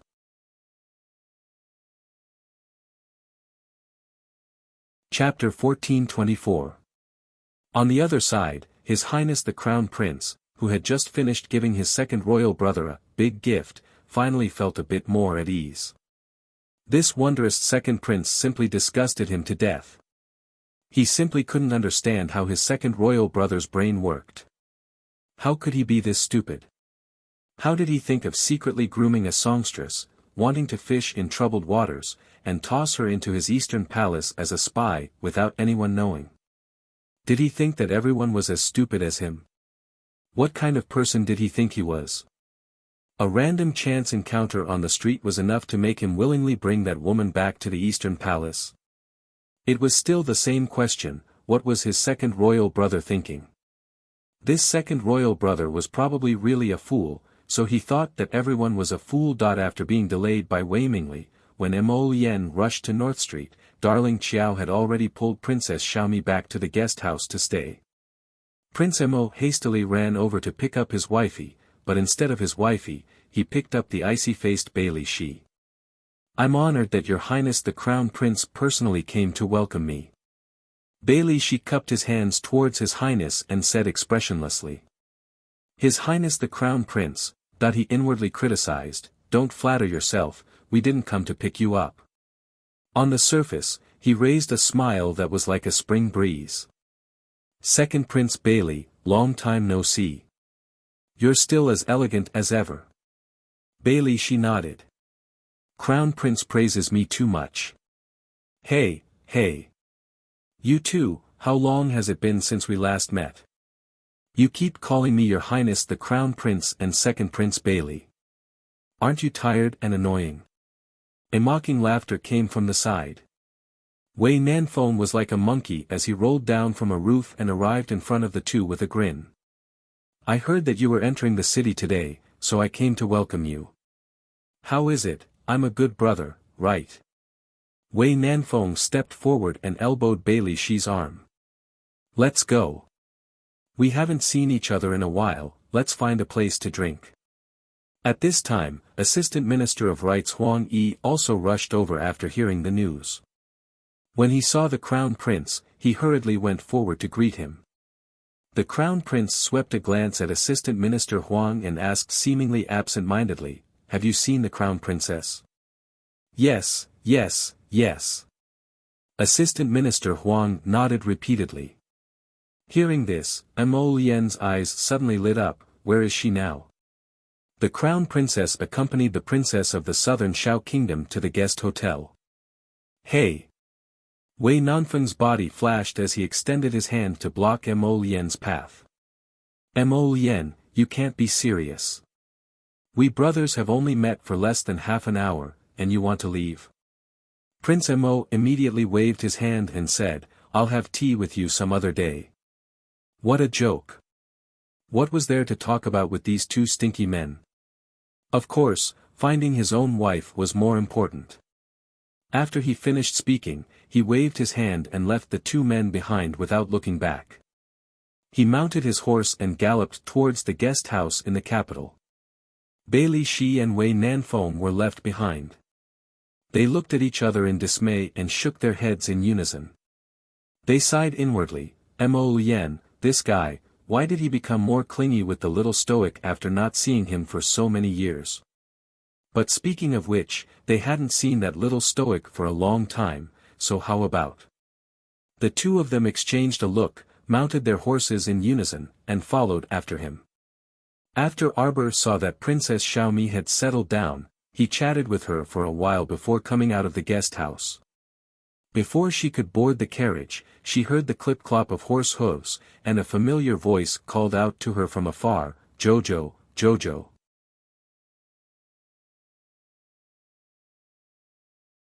Chapter 1425.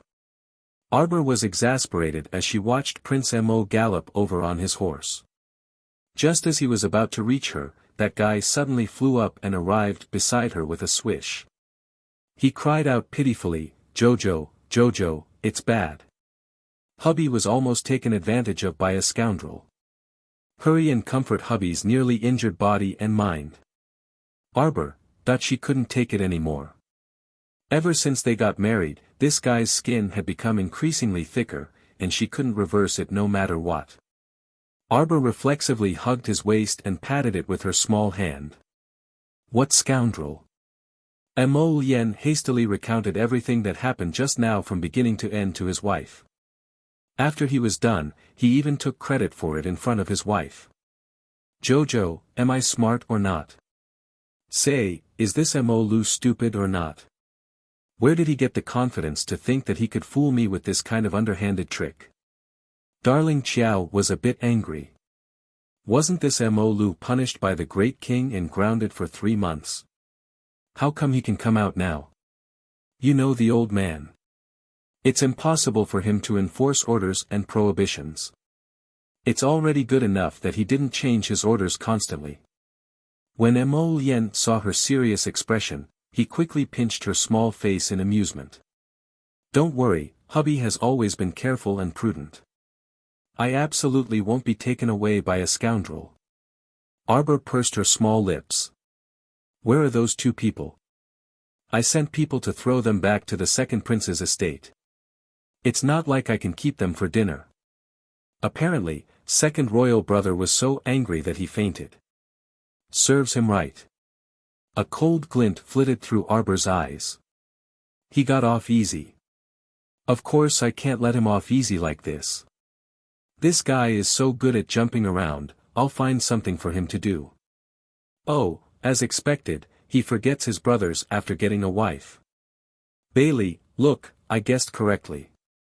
I knew this guy abandoned us and ran off. He must have come to see the little stoic. Bailey nodded expressionlessly. The two of them hadn't seen the little girl for a while, and they couldn't help but marvel in amazement when they saw her today.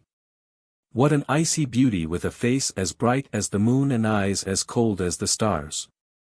After this little stoic grew up, she seemed to make people unable to take their eyes off her. What are you looking at? Mo Yen pettily hooked his hand and pulled his wifey into his arms.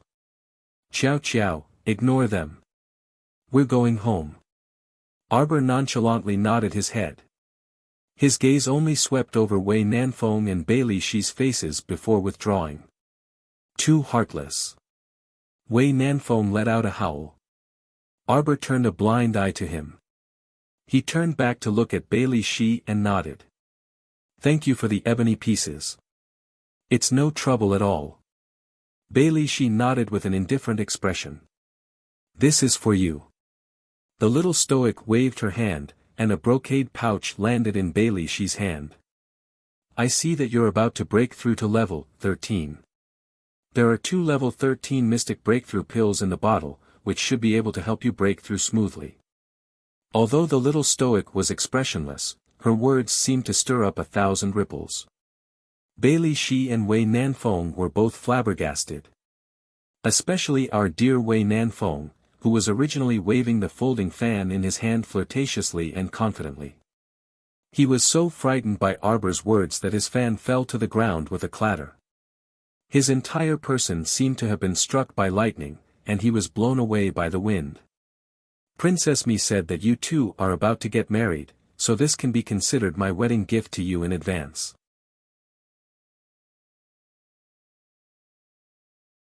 Chapter 1426. You're getting married? Wei Nanfeng and Mo Lian simultaneously turned to look at the stupefied Bai Li Shi. Bai Li Shi had yet to wake up from the ecstasy of receiving 2 level 13 mystic breakthrough pills when he instantly sunk into the stupefied state of getting married. How come he didn't know when he was actually getting married? The little stoic pattered forward at this time and patted Bai Li Shi's shoulder forcefully. Xiaomi is pretty good. You're an ice cube and don't like to talk, while Xiaomi is chatty all day long. You won't be oppressed in the future, so the two of you just happen to complement each other. Treat her well. The 3 men present. Pfft, Wei Nanfeng burst out laughing at an inappropriate time. The little stoic promptly swept him a disdainful glance. What would a person without a wife like you know? You still have the face to laugh at others, just be a bachelor for the rest of your life. Wei Nanfeng. Ha ha ha ha ha. Mo Lian truly couldn't hold back and laughed out loud. He flashed forward and pulled his wifey into his embrace. Jojo, Jojo, my Jojo. Wei Nanfeng couldn't help but be speechless. Hey, brother, why don't you say something about your wife? Why is it that after so many years, she still doesn't like me? Look, she gave away 2 precious level 13 mystic breakthrough pills to Bai Li Shi in one go. As for him, he wouldn't be hurt if he didn't make a comparison, but once he did, he would simply be infuriated to death. Not only did he not get the mystic breakthrough pills, but he was also dissed by the little stoic. So what if he got married? Alright, you guys should also get off the bed and rest early. Tomorrow, I'll have someone show you around the city. Grandmother will summon you the day after tomorrow. After Prince Mo finished speaking, he pulled his wifey's hand and galloped away on his horse with her in his arms. Wei Nanfeng couldn't help but be a bit envious when he saw the two of them glued to each other like glue and honey. He grumbled, if I knew earlier, I would have married a considerate wife as soon as possible. Then I wouldn't have been poked in the heart by the stoic today. Bai Li Shi put away the brocade pouch containing the 2 level 13 mystic breakthrough pills and walked straight into the guest house. When Wei Nanfeng saw this, he couldn't help but shout angrily from behind. Hey, you Bai Li Shi, don't you know how to comfort your brother? What an ungrateful fellow. One day later. The Empress Dowager's grand birthday banquet began in Jinqiu Garden of the Longevity Palace. The officials of the 3rd rank and above had already brought their beautiful wives and daughters to the main hall of the Jinqiu Garden in the Longevity Palace. The eunuch in charge shouted, Northern Wei's 3rd prince congratulates the Empress Dowager on her birthday. A pair of Wanghai pearls and a dendrobium of white jade pearls. Southern Bailey's 2nd Highness wishes the Empress Dowager a long life. Groups of guests from various countries walked into the hall with smiles on their faces and rosy cheeks. The Empress Dowager was sitting on the main seat at the top of the steps. She was dressed in bright red, smiling as she looked at the people from all walks of life who came to congratulate her. Feng Gu stood next to the Empress Dowager and occasionally bent over to explain to the elderly lady which country's guests were standing in the main hall. Today was the joyous day of her 70th birthday. The Empress Dowager was in great spirits. She couldn't stop smiling as she looked at the hall full of children and grandchildren. The Aikido tribe's young chieftain wishes the Empress Dowager a happy birthday. Present. The Alava tribe's little princess congratulates the Empress Dowager on her birthday. Present. One after another, greetings and gifts were announced, one after another, and one after another, continuously. Everyone beamed from ear to ear as they looked at this prosperous scene.